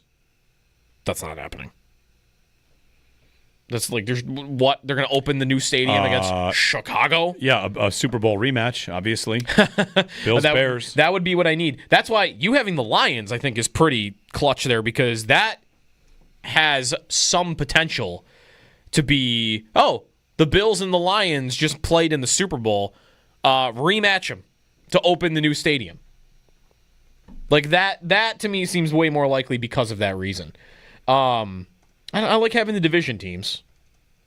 I think I am a heavy favorite to win that right now. I think your best bet is the AFC North.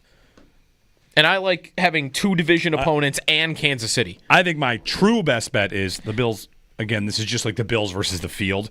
My true best bet is they don't actually win the Super Bowl, and then my entire board opens up, and Miami is.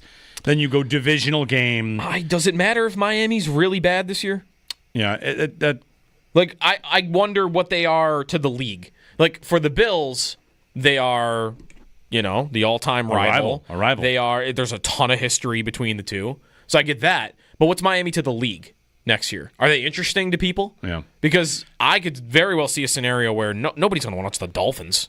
If Drake May takes the step, we think, and they capitalize on a super easy schedule, and New England pushes the Bills even a little bit, and they win 10 games. Like, to me, that's more likely than the Dolphins. They're going to need that to happen, though. Just got a fun, if you like, your whatever. It's treated like betting lines, but call it a prediction line. Just found it, betonline.ag, which, they send emails. Yep.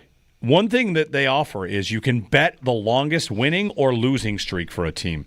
Okay. How about that? Like, what's the line for the Bills' longest losing streak? Ooh. It's like 1.5? It's 1.5. Yeah. What is the line for the longest losing streak in the league? New Orleans. New Orleans, the line for longest losing streak is 3.5. Okay. Is that the longest? No. Feels like you should hammer that. I Over. agree. They will lose 4 in a row at some point. The Giants? The Giants is 4.5. They have a tough schedule. Is that the longest? Nope. There's one more. Who else is really bad? Tennessee?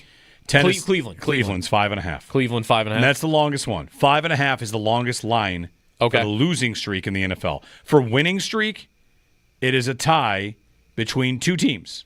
Two teams have the biggest line for longest over-under on consecutive wins in the 2025 season. Bills. Yep.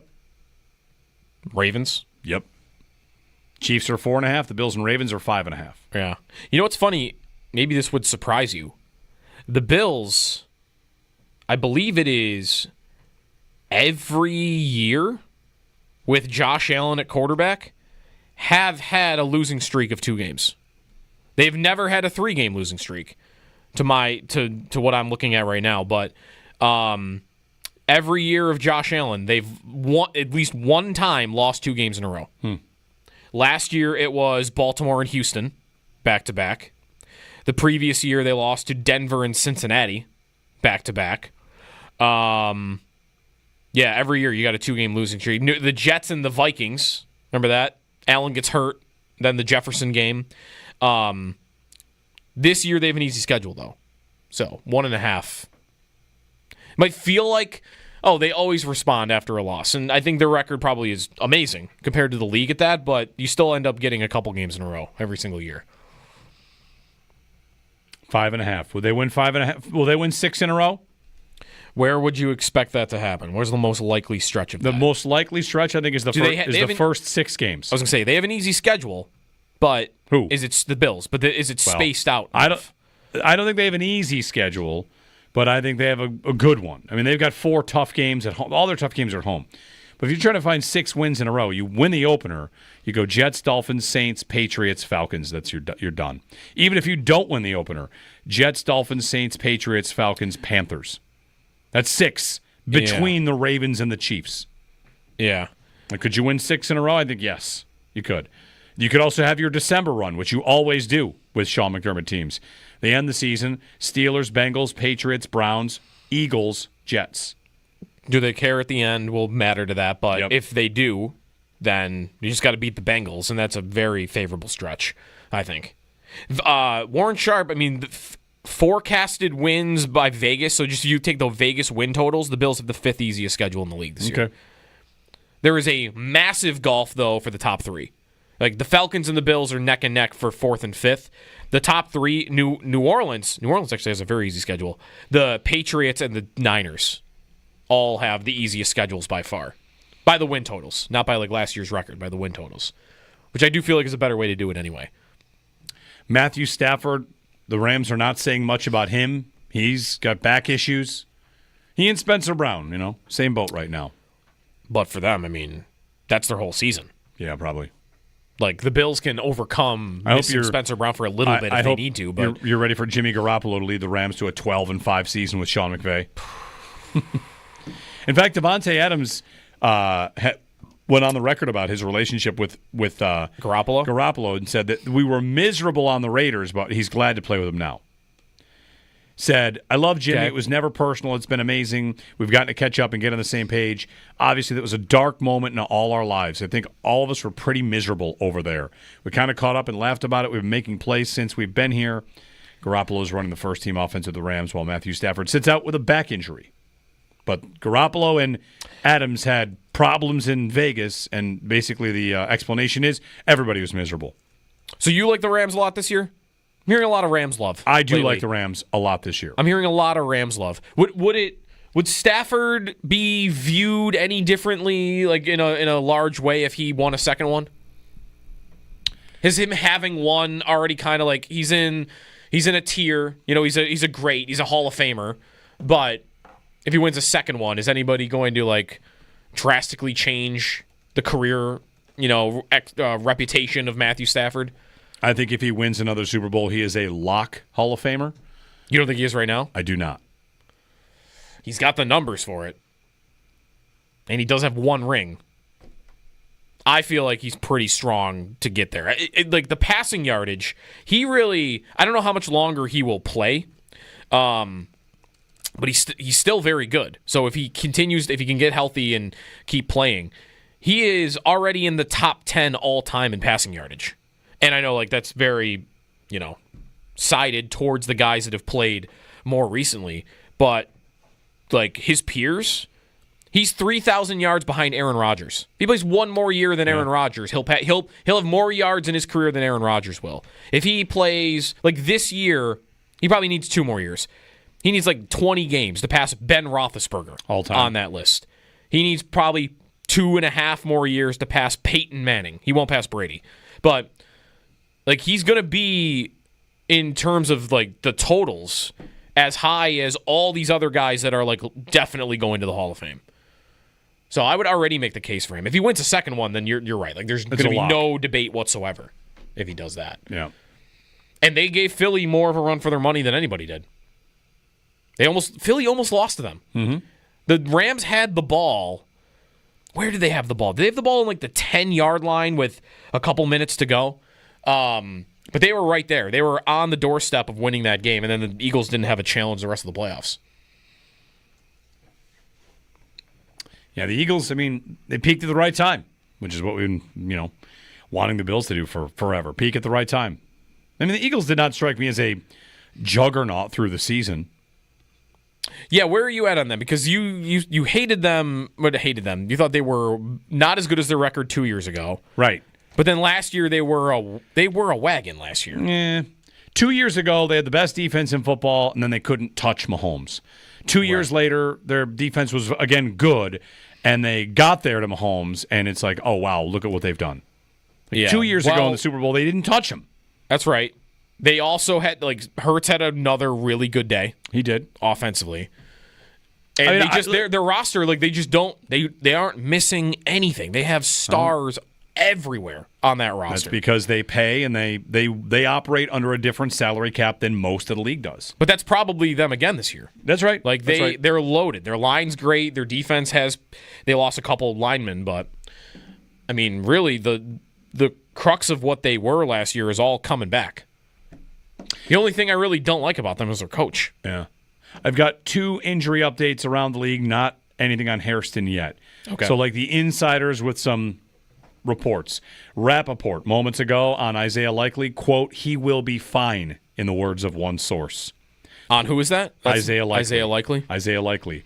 On the Browns corner, who they feared an Achilles injury? Yeah. Correct. Out the year. Full extent of the injury. Expectation is a significant tear. Yeah. He'll undergo imaging, but sources tell Mike Garafolo out for the year. And then, Rappaport confirming that out for the year. Here's another example of like what the timeline could look like. So this Cater Kohu injury in Miami, he's out for the year with a torn ACL. He was injured on Saturday. When was the news drop? An hour ago. Wednesday morning. So with Hairston, I guess we could find out today, but there's a corner in the division that was hurt on Saturday, and it took 4 days to find out officially what ends up happening there. So maybe we get a similar timeline with Hairston. I'm not sure. All those situations are different. No injuries yet around the league, though, that are drastically changing like win totals. Not that I've seen. It would usually take a quarterback for that or like a superstar. Receiver. Like Jefferson is hurt, right? But He's got a hamstring, right? But he's expected to be fine. Neighbors is hurt. It feels like a bunch. But he's expected to be fine, and the Giants aren't really that well thought of anyway. Jackson Dart, like, is the ball's hitting him in the face, I guess, at practice. That might not be going great. There's nothing yet that I've seen that is like, inhibitive to a team as they start the year. Unless Stafford. Stafford would be big. Stafford would be the one if he can't get back. 803-0550. We've talked plenty on Hairston and on the most important players for this Bills team this year. Travis Hunter played, a lot of defensive snaps? Yeah. The Jaguars are mixing him. It was like 47-48 on practice offense versus defense practice snaps. Yeah. Yep. Yeah.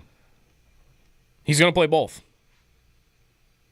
I guess he is. He is plus 1,000 to win, I think, both Offensive Rookie of the Year and then separately also a plus 1,000 to win Defensive Rookie of the Year. That's a terrible bet. That will either one of them? Yeah, right. The things we list as impossible, that will be impossible for him. To win one of them? To win both of them. Oh, to win both of them. Yeah. To win both of them, I think it's probably impossible. 100,000. Should be viewed as impossible. But what about winning one of them? He could win one of them. He could win one of them. There are rookie quarterbacks. Yeah. Who's the favorite for Offensive Rookie of the Year? Who's in the best situation? Like, is it Tet McMillan? Is it Cam Ward if he's good? If a quarterback is good, a quarterback wins it. That is usually the case. Okay, so here are the odds right now. Hunter is fourth in the odds. The favorite is Ashton Genty.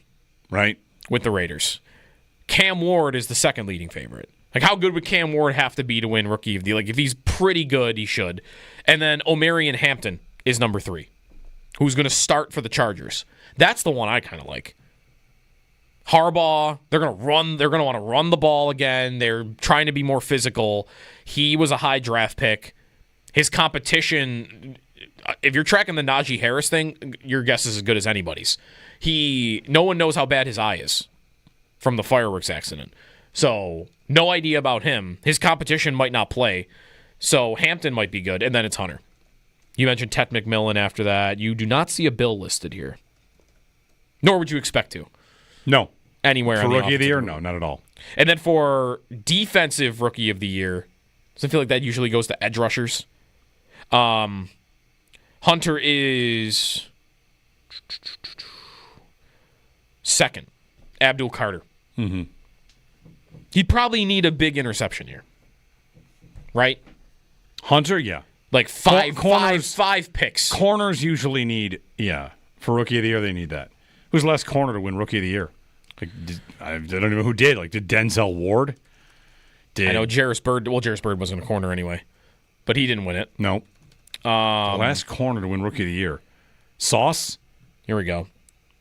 Jared Verse last year. Will Anderson. Yep, there you go. Sauce Gardner. Sauce Gardner, okay. He was the only one, though, in the last 8 years. You had Marshawn Lattimore. Did not know until this moment that Joey Bosa won Defensive Rookie of the Year. There you go. It's the talent level. Could he win comeback player of the year?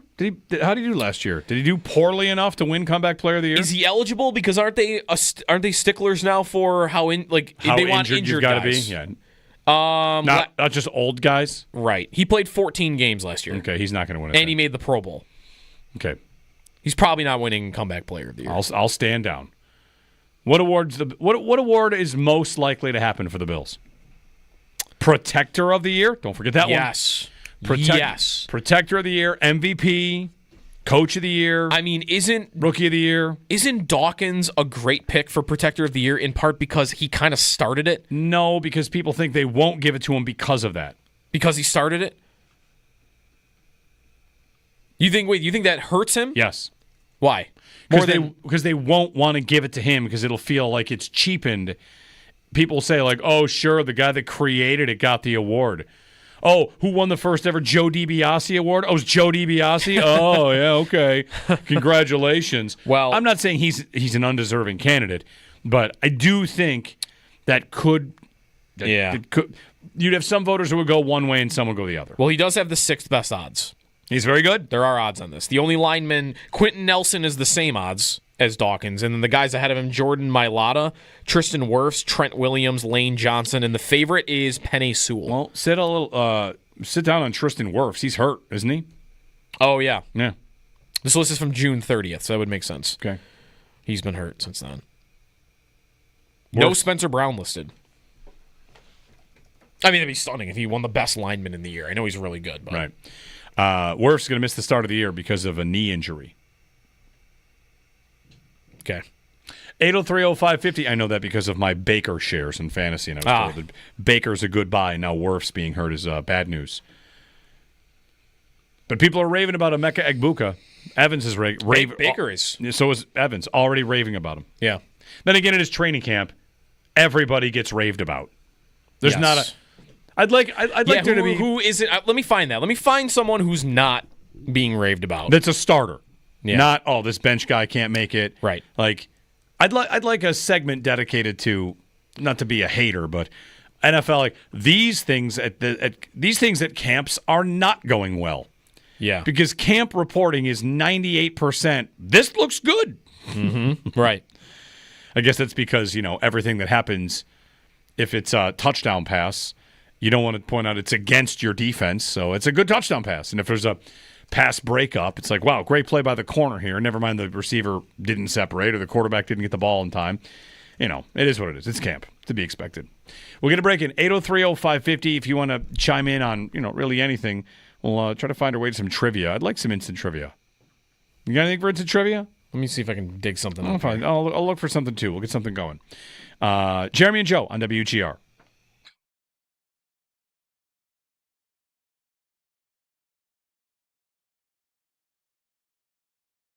Of course, the big news is Maxwell Hairston.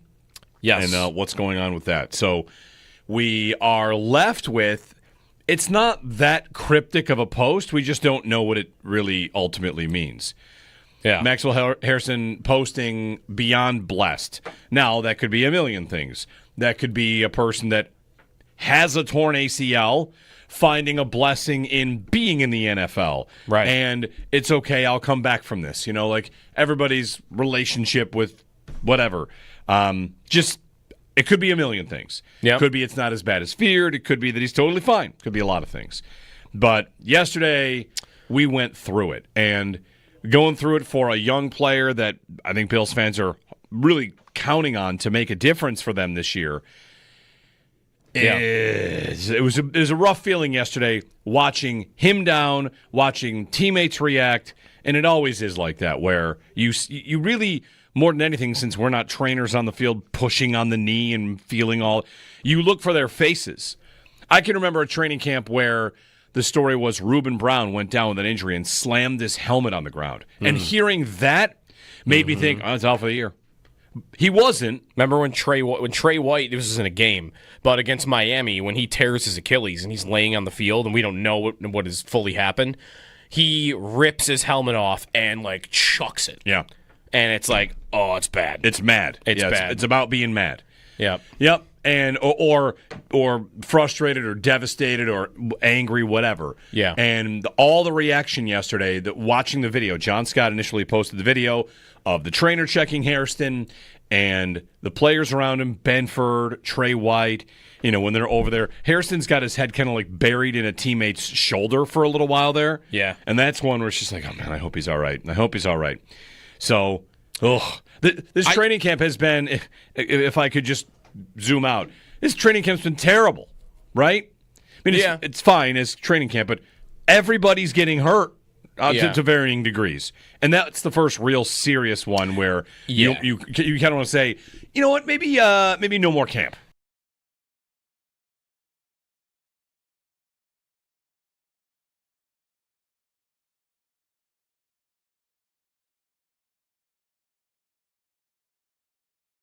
The Hairston scare, which remains undetermined at this point, begs the question, which newcomer is most important to their success this year? Give us a call on that. What's your opinion? Which newcomer is most important to their success this year? 2 responses. One said the defensive line and one said the secondary. You're not allowed to pick a full unit, folks. Which which indicates, give me a name. Yeah. Who's the most important to their success this year as a newcomer? And I'd say based on our first segment, Joe, I think you might say Hairston. Would you? Draft or free agent. This can be Josh Palmer. Yeah. This can be Caden. Palmer would be up there. This can be Jackson Hawes. I mean, whatever new player that is the single most important new player to the team this year.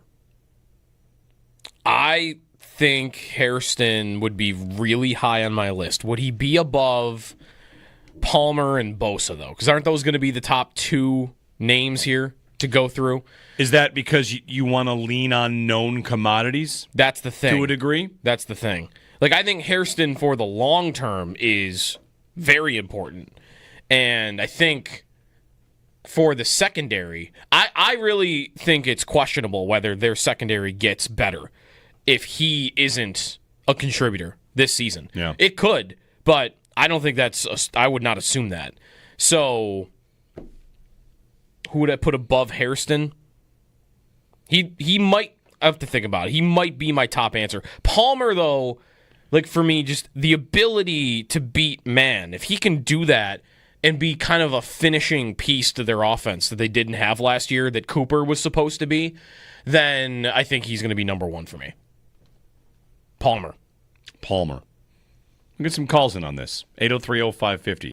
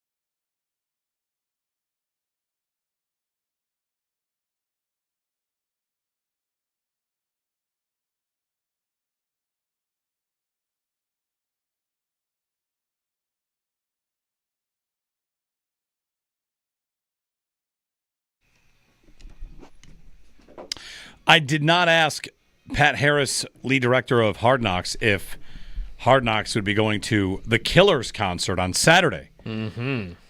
And the Bills' camp schedule, they have the blue and red on Friday. So tomorrow practice. Then Friday's the blue and red, which is back here in Buffalo. Yeah. And then Saturday, the Killers play very close to training camp. Yep. Like 20 minutes away. Mm-hmm. And I just wonder if the Bills players are going to be going. They will be practicing Sunday, August 3rd. So you'd presumably, after the blue and red, maybe drive back to Rochester on Saturday? Yeah. That practice is 11:15 in the morning, so I don't know. But the Killers, Saturday. I am not going to that concert. I am going. Oh, I guess I'm not going to the drone show for the Bisons because I am going to that show. I am not. I've never seen them live. Very excited. They're great. I've seen them live. I keep saying the answer is 4 times. I think I've seen them live 4 times. Yeah. And I had tickets, and we bowed out and sold these tickets because we had a conflict. Yeah. So I'm not going, and I'm sad about that, but I'm actually not sad. Like, the decision was the Killers or our street has a block party this weekend, and we love it. Right. And I don't want to miss that. It's too important to my kids, too important to me. It's too much fun, so having seen them 4 times, I bowed out. I wonder if the Bills roster, they know Mr. Brightside because of the stadium.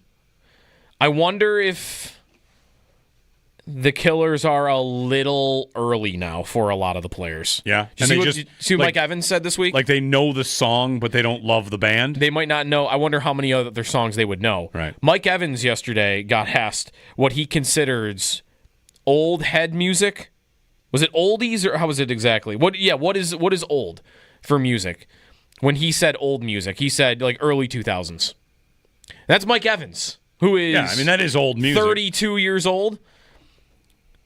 Like for me, like the Killers maybe just make my wheelhouse, and like the average age of these Bills players is younger than me by multiple years.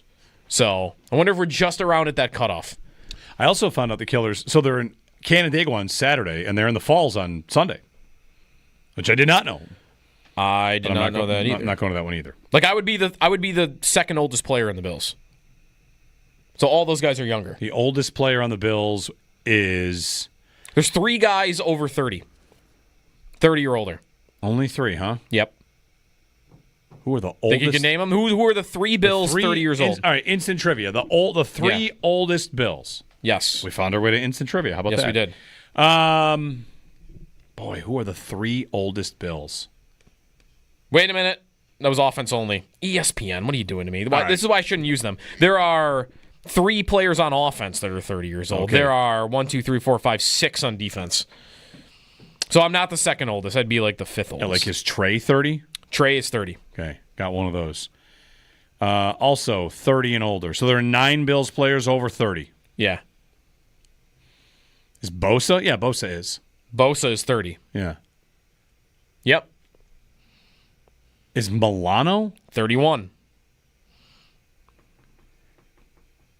There's one guy on here that I wouldn't expect to make the team. Ogunjobi. Ogunjobi will make the team. He's 31. I'm just going defense right now. Just going defense. Okay. Milano, Bosa, Ogunjobi, 3 more guys over 30. Mm-hmm. You have 2 more on defense. Okay, 2 more on defense. 2 more on defense and 3 on offense. Mm-hmm. All right. I'm patrolling. Including the oldest Bill at 33 years old. On the defense. Yes. Are these very obvious? No. I mean, this guy's been here a minute. One guy been here a minute. Shaq Thompson. Shaq Thompson's 31. He's the one I'd said probably doesn't make the team, but maybe. We'll see. 33, though, you still got to get. He's been here for a few years. A few years, 33. Mm-hmm. He plays.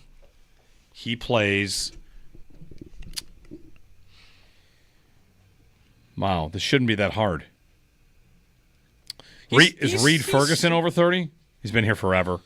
God, I'm adding a special teamer. Yeah, sorry. Yeah, he is 31. Okay.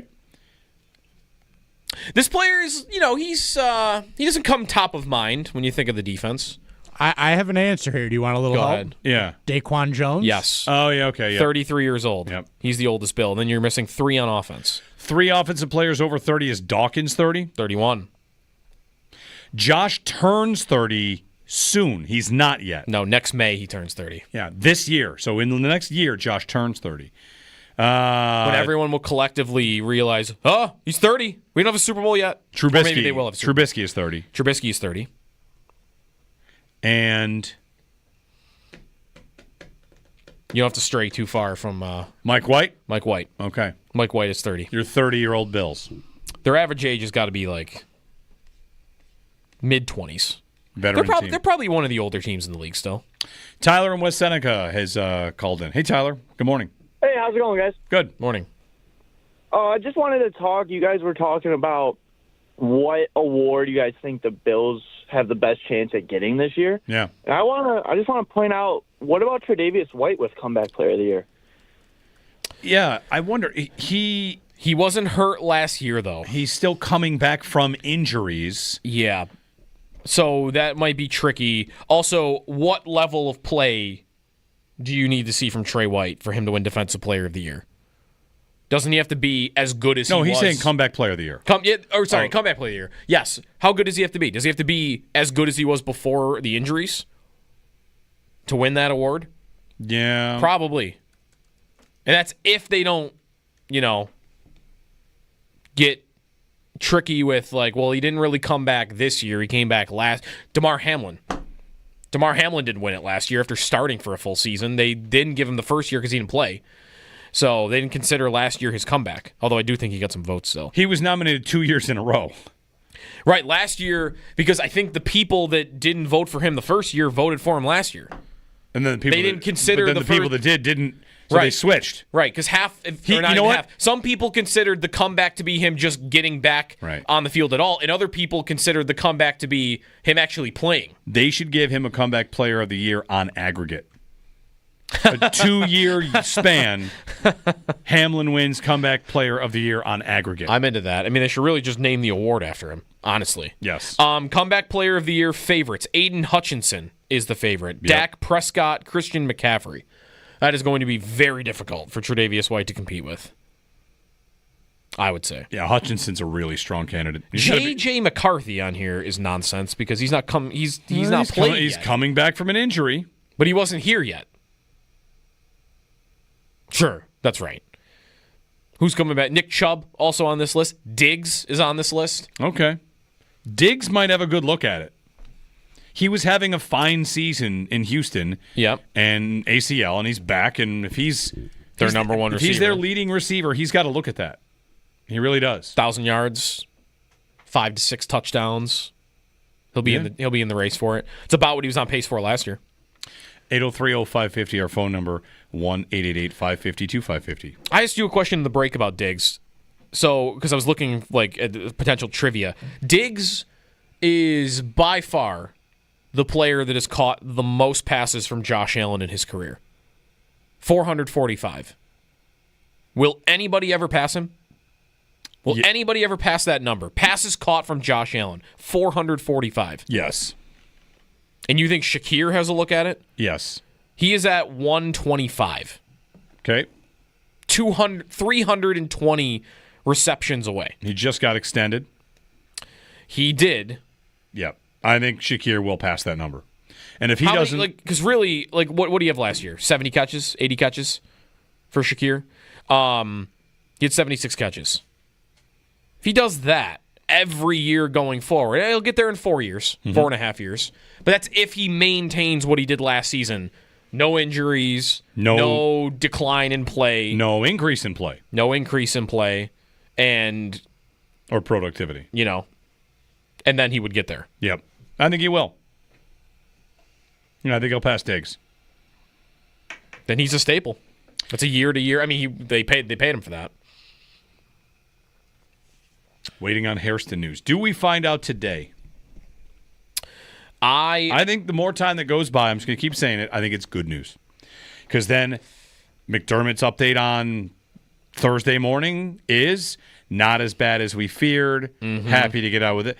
Because if he's just out, they don't have to talk about that. It's just a statement. Like, that would just be, yeah, we looked at it and it's done. You say it. You put it out. I don't know how, like, the two examples in my head are the things that, like, I don't know about.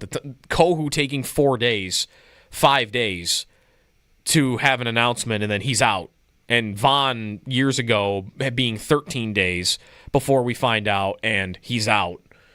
I wonder. That's whether there's time being passed actually ends up being a good thing. I don't even know if they could tell. If his knee is swollen, can they just not tell 100%? I don't know how that works. Do you have any idea what number they are at in the NFL's top 100? No. Is there anything I've ever been more right about than the NFL going to 2 players per day, meaning the entire series dies? Right. Like, it should be over, right? They should already be, like, this should be the week of the top 10. It should be over, or it should be starting. It should be 10 on Mondays, and let the content monsters go after it. Yeah. 2 per day for 2 months, 3 months, a colossal mistake. Nobody even knows who's listed. Are they in the 30s yet? Oh, they're in like the 60s. The 60s? Yep. This is the slowest process ever. I have no idea. Has there been another bill? No. I feel like that's how I would know. The only way you would find out is if a bill made the list. Yeah. Brian Thomas Jr. made it. Ladd McConkey made it. Malik Neighbors made it. Okay. I'm trying to think like who else I know. I just know those guys. Tua made it, didn't he? Maybe Coleman makes it next year. I'll take that. You want to? You want to bet me on that? No, I wouldn't bet it. Oh, okay. I kind of wanted to say, like, I came into the season saying the goal is to have more players on the NFL's top 100. Yeah. And what do you want for Keon Coleman? Land at number 86. Deal. Yeah. They're at number 57. 57. Who was the last 2 players? Nick Bosa and Joe Mixon. There you go. And before that, Matthew Stafford and Cooper DeJean, who also was being talked about as a Bills draft pick last year. Yes, he was. Maybe they considered it. They want Cole Bishop. All right, 8030550. Extendo Sports, and then Sal in for the Northtown Automotive Extra Point Show at 10.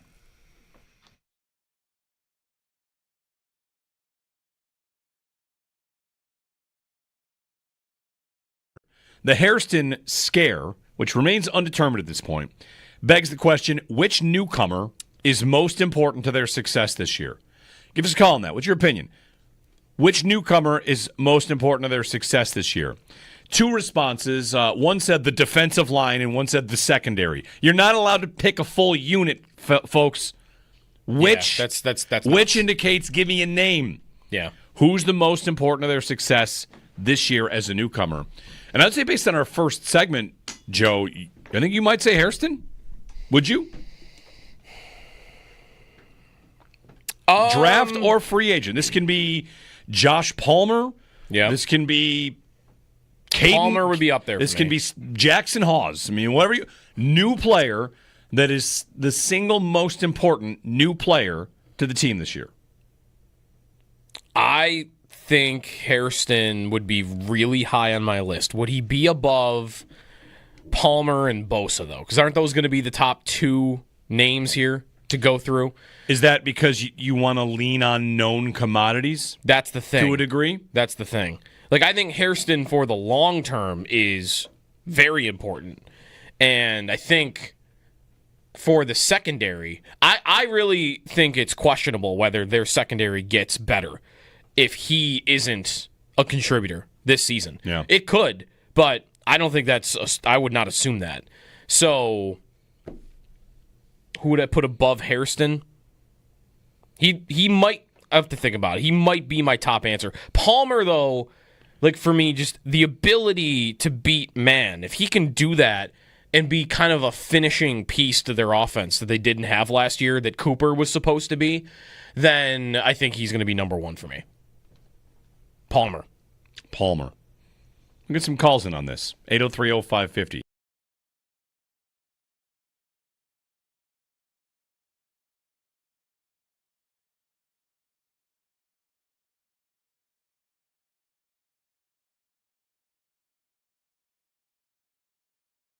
Well, then there's the question, how much would it matter? The Bills are good. They've had injuries. Yeah. They lost Matt Milano for most of a season multiple times, right? They lost Tre'Davious White multiple times to an ACL and then to an Achilles. They lost, who else are the big injuries that guys were gone for a long time? Milano for seasons. Milano and Trey White, and is that it? Daquan Jones is out for stretches. Yeah, I missed the Bengal playoff game. Right? Yeah. But Micah Hyde. Micah Hyde is early in the season, right? Like, is that week 2? That's right, Micah Hyde. And he's done for the year, and then gone. that's Hamlin comes in and starts. Every single time that has happened, regular season-wise, how much has it really affected the Bills? They've got a couple players that are able to lift the rest of it, of course. Right. Josh Allen's a big factor here. If Hairston were to be gone for the year, we would all be thinking what might have been about him, and if the defense would be a little bit better, but it's not, and I don't say this to diminish his importance, because we all know the importance for the Bills. It comes down to really a game or a couple plays. But it's not like the line's moving on them. The over-under on wins, anything like that. The line against Baltimore is not moving. Teams suffering big injuries, congratulations, it's next man up. In this case, it's Trey White, and he's having a good camp. By all accounts, Tre'Davious White's having a good camp. And if we have to deal with the news that Hairston is out for the full year, I think it's disappointment for him. It's disappointment for Brandon Beane and Bobby Babich and Sean McDermott because, we want to evaluate the picks they make, and we want their picks to be good. And bad luck like this and a non-contact injury and a freak trip up, even if it is just set back a little bit, how much of a difference does it make? Because my answer is probably not that much of a difference, but that I'm willing for that to be wrong, only because we don't know how much of a difference he was going to make anyway. Right.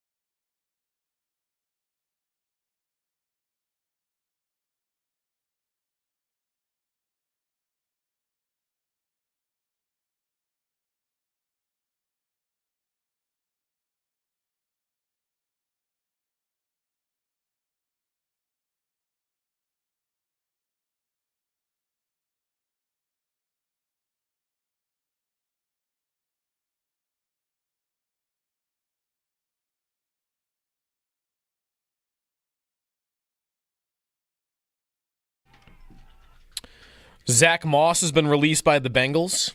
All right. Which means if you look up a list of available free agents, it's now the top 7 guys have all played for the Bills? Cooper, Gilmore, Douglas. Did we tell the Treylon Burks joke on the air or no? Someone suggested me the idea that the Bills, could they kick the tires on Treylon Burks? And the answer is he's still 2 more teams with bad quarterbacks away from signing a 1-year, $1 million deal to be with the Bills in 2029. I feel like he's a first-round pick. This guy, it's fine. Yeah. And they like second-round picks. That's what Elijah Moore is. They right? do. Elijah Moore, KJ Hamler, Chase Claypool, Andy Isabella, Chase Claypool. Kick the tires. Get some guys in here. Yeah. Willie Snead. Where's he drafted? 3rd? Willie Snead. I was looking at his career. He had 100 targets his first 2 years in the league. Yeah. He was a...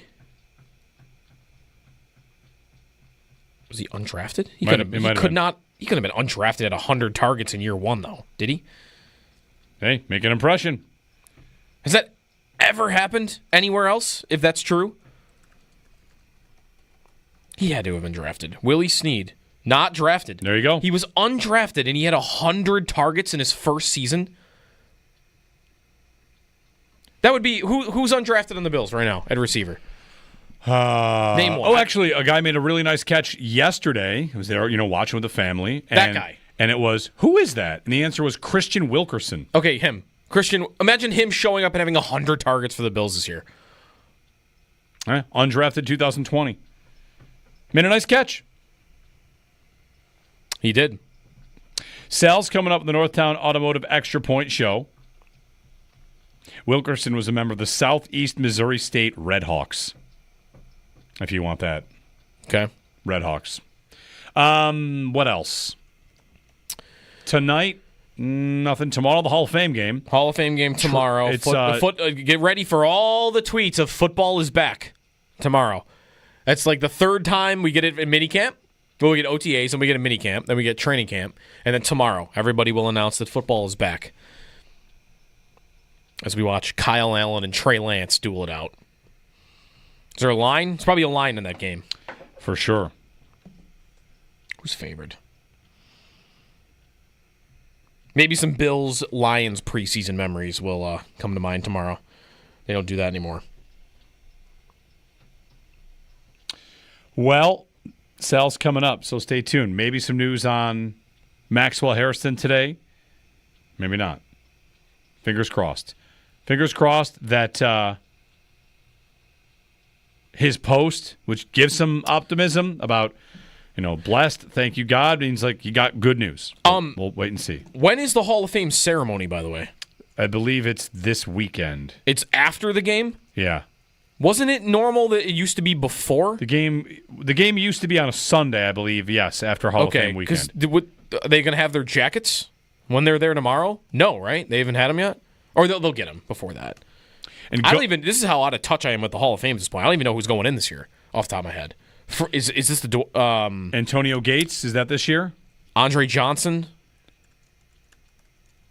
Yeah, this year it's going to be Jared Allen, Eric Allen. You mentioned Antonio Gates. Sterling Sharp is another one. Yep. So they'll be there tomorrow. All right. We're back tomorrow. We'll be live from training camp once again. So see you from Rochester tomorrow, 6 a.m.